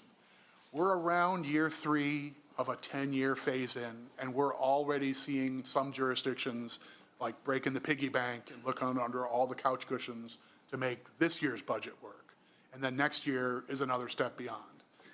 Basically what this is doing, we've done maintenance of effort for those of you who are veterans to the fiscal game. It used to be the rule was the county needs to keep funding per pupil what you did the prior year in order to get your extra state money by their formula. Maintenance of effort was the law of the land. Now there's 2 tiers, and the second is you need to be doing your share of these state, the sort of blueprint for Maryland, the short term. The blueprint for Maryland is the shorthand term for this 10-year plan, and they've divided up all these costs based on your population, your categories of kids, into here's the state share, here's the local share, and each of these years the county needs to be doing its local share. We have sat before other jurisdictions with their county commissioners and councils and had some candidly, complicated conversations as counties are saying, for us to be able to afford next year and the year before and the year after that is going to really cripple the rest of our county budget. We may put 55 cents of our county budget into education, but then what we do for health and human services and local transportation and just functioning of government and getting permits approved and things like that is all at risk because that slice of the pie is going to be squeezed. Those are the mechanics of the blueprint.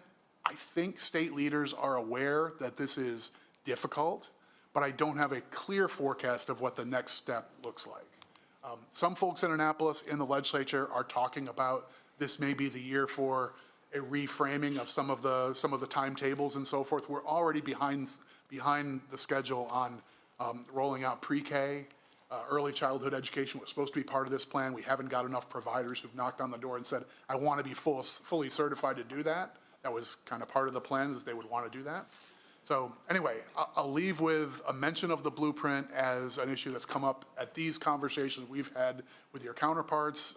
It's on our minds. It's on Annapolis's mind, but I don't have something that's as simple as here's the roadmap and here exactly what the next steps are going to look like.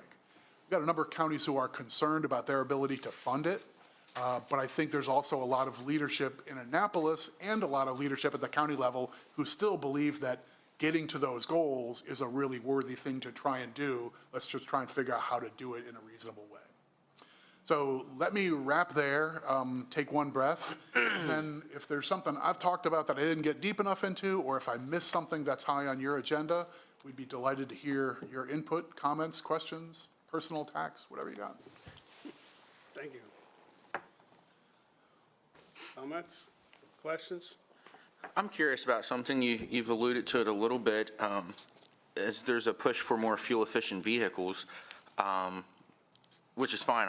I want to buy a Tesla one day, and one day I will have one.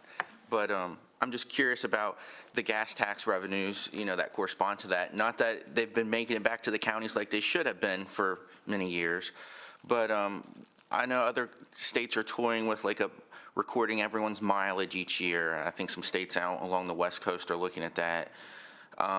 If we're not selling gas for the consumption of vehicles at the rates we used to, what's the state looking at for alternatives for collecting that revenue?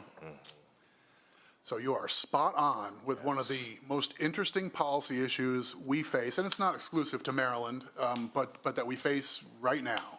That you set it up exactly right, Commissioner.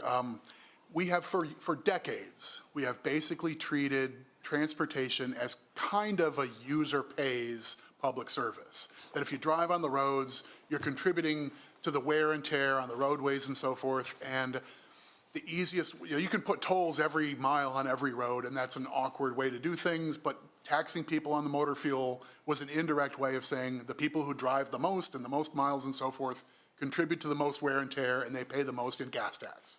And so that was the big workhorse. You pay a tax when you buy a car, but you pay a tax on your gasoline, your motor fuel, diesel, or whatever. And that's been the big workhorse for funding transportation through all modes. And we have a hole in the boat now.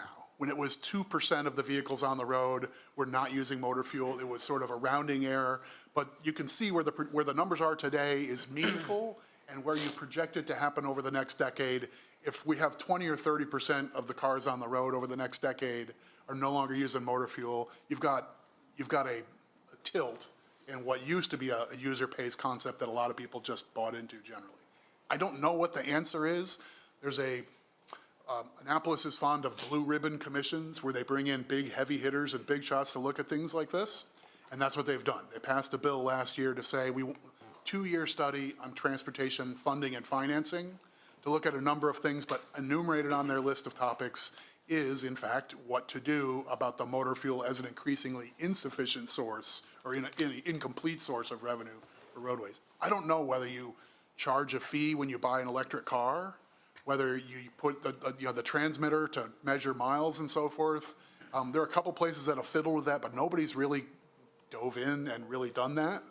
I don't know what forgive me, but the idea of a special tax just on an electric car feels weird to folks. Like you do that with things like alcohol and tobacco as sort of a sin tax, and you say, we'll target those things, and you do that with cannabis as well, right? Another thing that could have been on my list to talk about, but you put a special tax on those things saying, hey, if that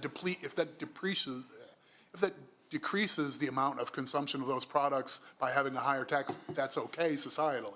But in this case, like an extra tax on an electric car, well, we kind of want people to drive cleaner vehicles if they can and if they make that choice. So an extra $600 or whatever, it might be a reason not to do that. And it's kind of a weird spot.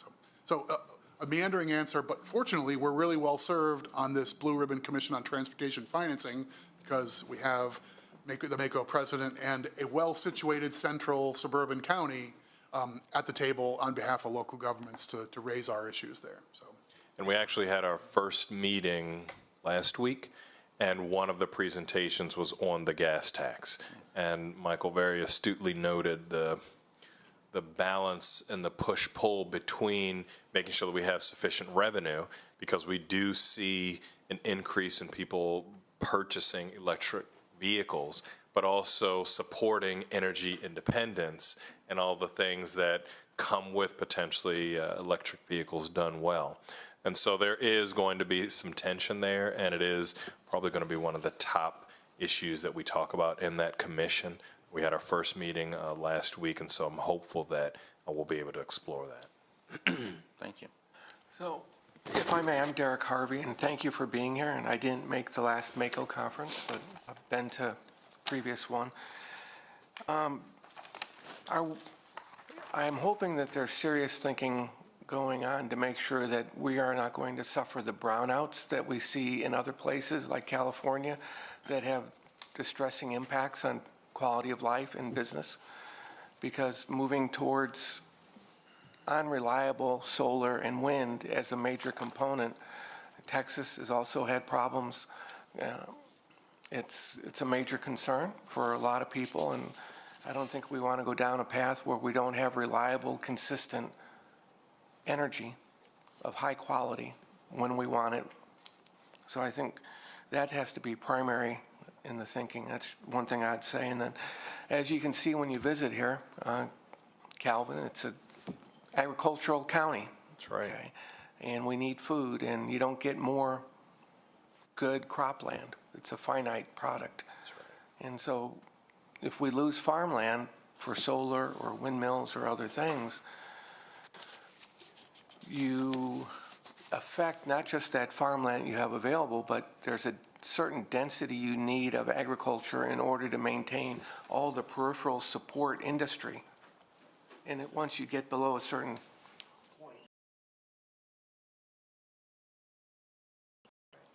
and I don't think we want that. So we're going to have to be very judicious in how we move forward, I think. If I could just piggyback off his comment for just a second.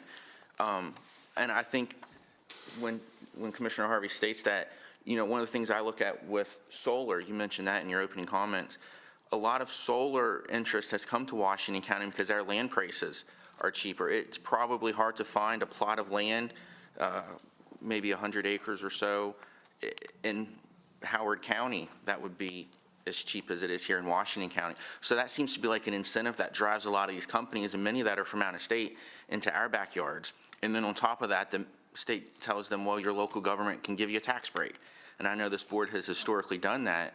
I voted against those, but that economic incentive for those solar companies to come here to Washington County is the land prices, because they couldn't make that same business model work to the same degree, financial degree, with the cost of land in other parts of the state. So I think that's something that it's important, but to our detriment.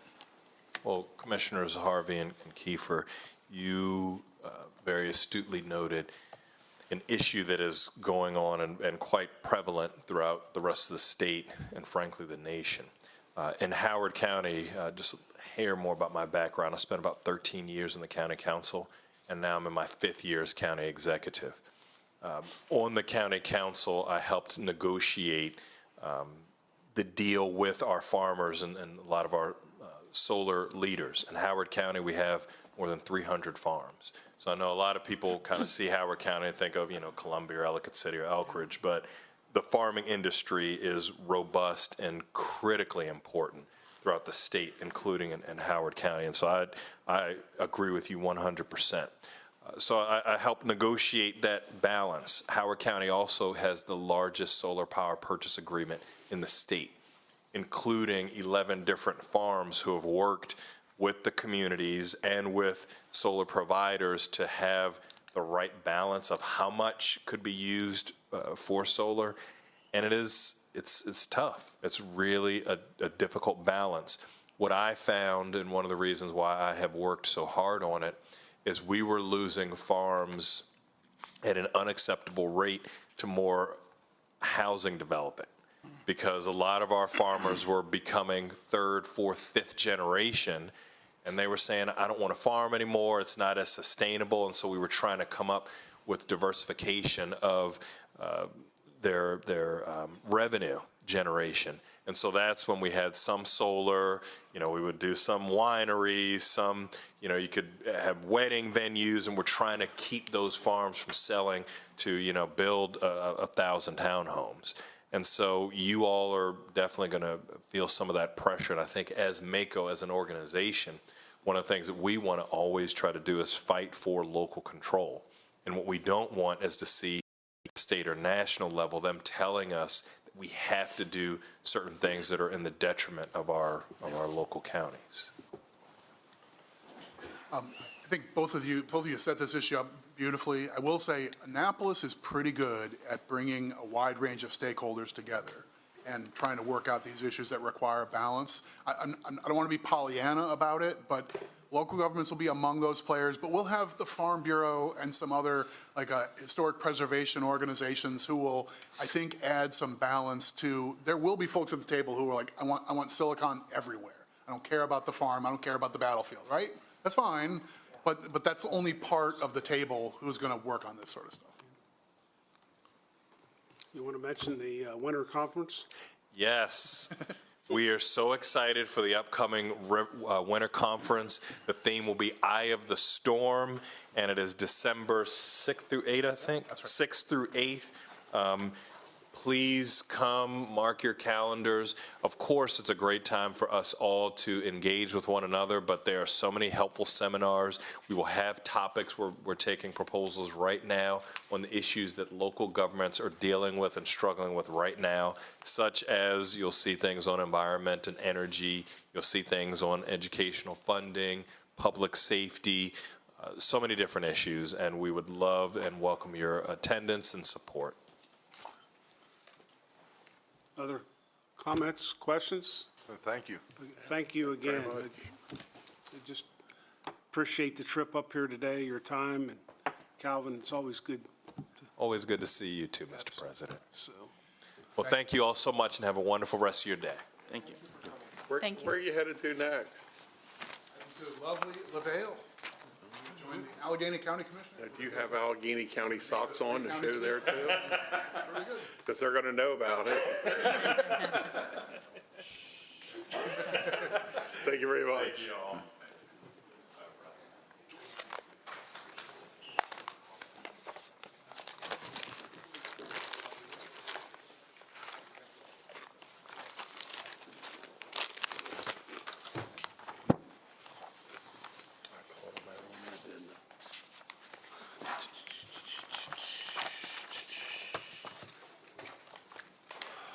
Okay, I think we're close to being right on schedule.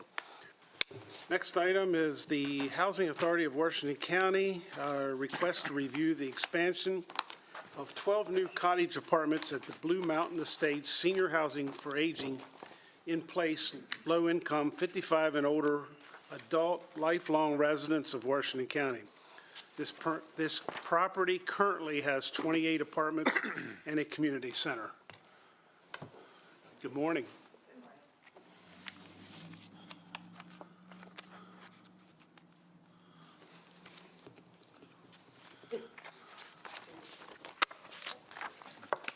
Thank you for having us, ladies and gentlemen. I came before you in 2015 to present 16 units, so this is a similar request, but we had to make it 12 units due to the new permitting.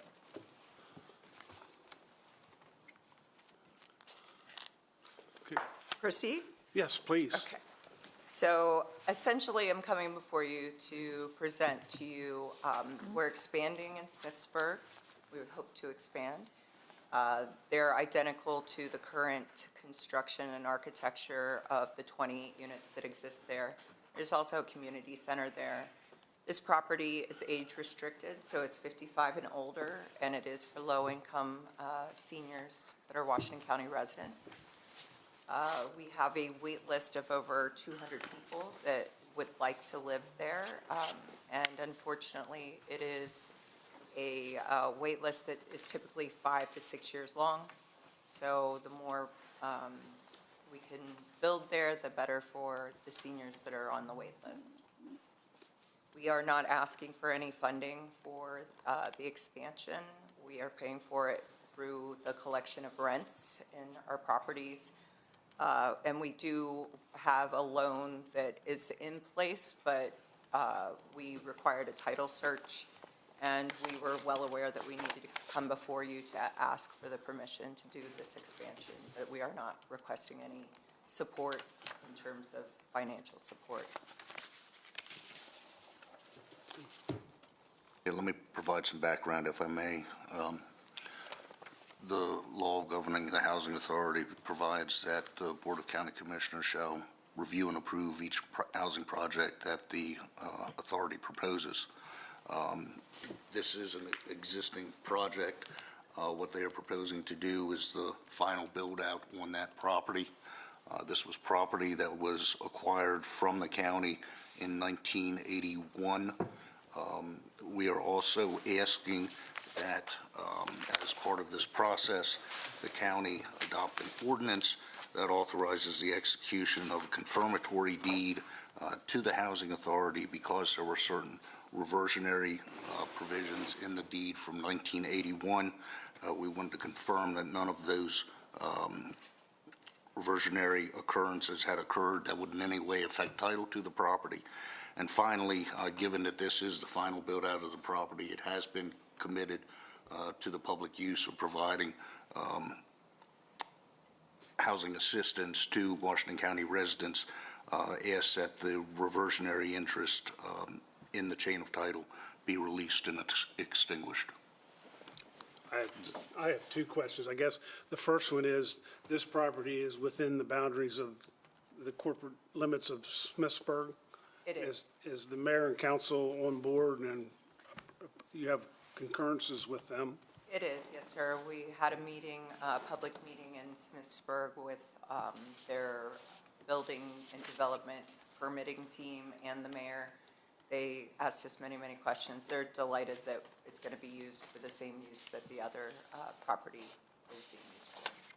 And I guess the other question for me is, it is 55 and older adult community, so that allows it to be exempt from the school fees, the Excise tax. excise tax. Is that- Excise tax. Excise tax, yeah. Okay. Any other questions, comments? Did you run into any issues with water or EDUs for this? No, as I mentioned before, in 2015, I came before the BOCC to introduce the idea and the design that I inherited when I became the executive director for 16 units. So the testing for the proper water was done for 16 units prior to this.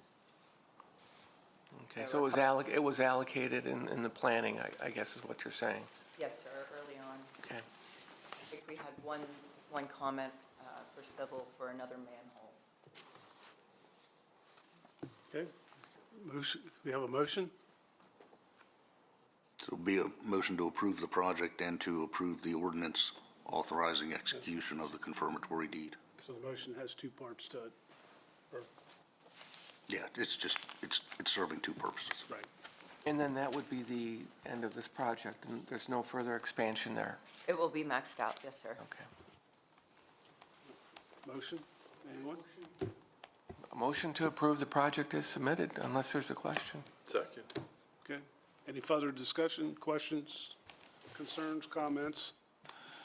Hearing none, we have a motion and a second on the floor. All in favor by saying aye. Aye. Opposed, same sign. Thank you very much. Good luck with it. I know there's a number of seniors out there that are anxiously waiting. I am too. Thank you very much.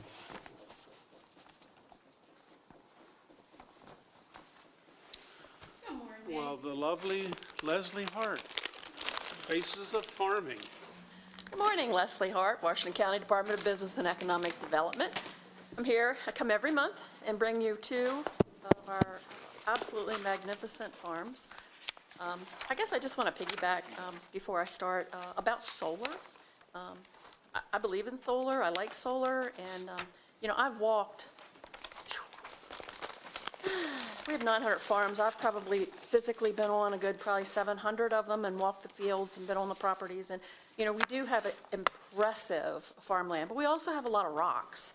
And I love the idea of putting solar fields on grazing areas that there's a lot of rocks, except we just elevate them so that the animals have protection from the sun, they can still graze. It's a win-win. But, you know, I think there's wonderful ways that we can make solar work in this community without taking valuable, productive farmlands. If I could, Leslie, I'll just piggyback on that. At some point, I know you want to get going, Jeff, but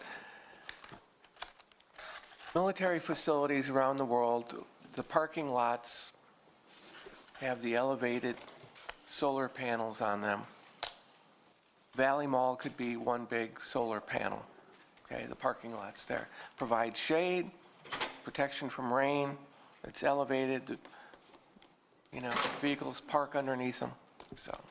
Volvo's got a beautiful setup, just like that. So. All right, today, remember, we have over 900 farms in Washington County, and the census, we get a census every 5 years, that's due to come out anytime, and I am so excited to show you those results this year. We have $153 million in sales. We are the single largest industry in Washington County. We are still very much agriculturally integral to our community, and you know, I don't want to see any farms go because, listen, no farms, no food, and I like to eat. So today, I would like to present to you two farms. One is a large crop farmer, does commodity crops, Price and Price Farms, located in Keedysville area. And then the other one is 40-year-old blueberries. It's Frog Eye Blueberry down in Knoxville. So public relations, if you could roll that beautiful Faces of Farming footage. My name is Dale Price, Price and Price Farming, and we are growing corn, soybeans, and wheat here in Keedysville, Maryland. My grandfather, he would build up the family farming operation, acquire land, and move to another farm and leave a son behind with 30 acres and enough cows to start farming. And he continually did that as he worked through his 5 sons. My father was the last boy that ended up with this piece of ground we're standing on here. This is where everybody hung out. Since the mid-'80s, this is where we did our holidays, and this is where we did our Saturday meals and family functions. This place is laced with memories and little trinkets, handmade things that the entire family's had a hand in for generations. It's amazing. 10 years ago, we had a grain bin accident. Neil, he had just started working for us, and he's still employed here, which is kind of amazing in itself after what we did to him that night. After our accident, Purdue Agribusiness called us, invited us up to see their facility in Greencastle, told us about their training programs that they use to train each and every employee that comes on board. And we hosted a rescue training weekend that encompassed grain bin rescues, grain bin evacuations, and auger entanglements. And since then, our daughter Nina has kind of stepped into that role through FFA and 4-H, and she did a training, again, I think it was 9 years later, for local fire and rescue. We've been here 3 generations here. My grandchildren would be generation 5. Our goal, I guess, is to not to worry so much about whether or not they want to farm or how long the farming operation can go along, but to preserve the family atmosphere and the opportunities that getting to run on the farm and play in the straw and you know, all that I know will mean to a lot to them for years to come.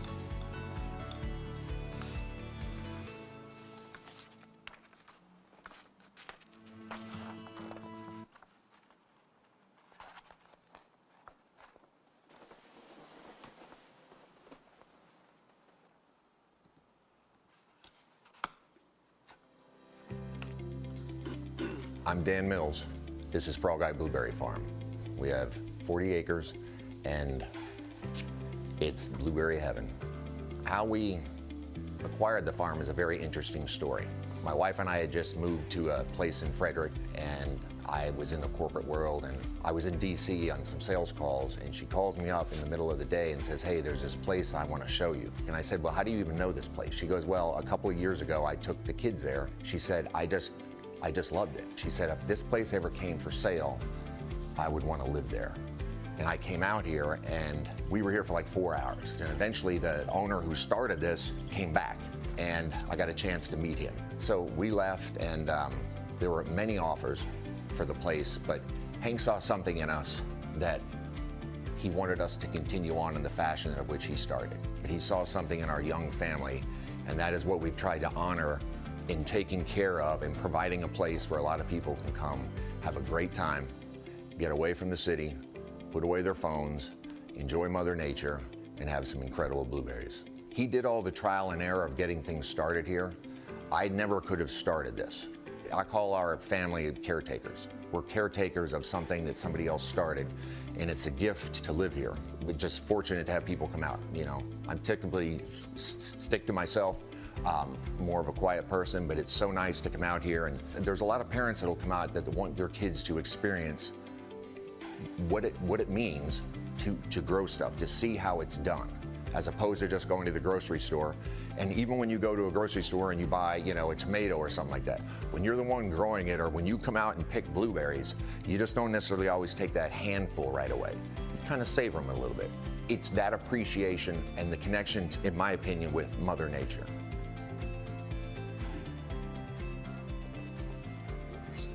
I want to leave you with one thing today. I've been doing this job a long time, and I have the privilege and honor of seeing second-generation kids growing up in Bime Farms, and I'm working with them now. I have 20-somethings that are on my list of client base.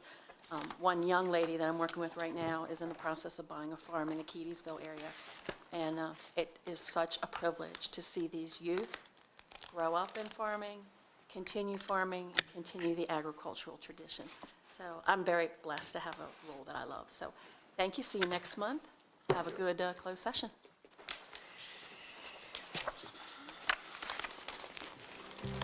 Thank you, Leslie.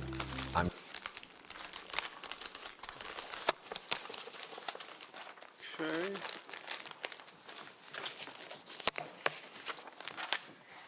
Looking for a motion to go into closed session for the reasons stated. Motion to go in closed session. Second. Motion and second. All in favor? Aye.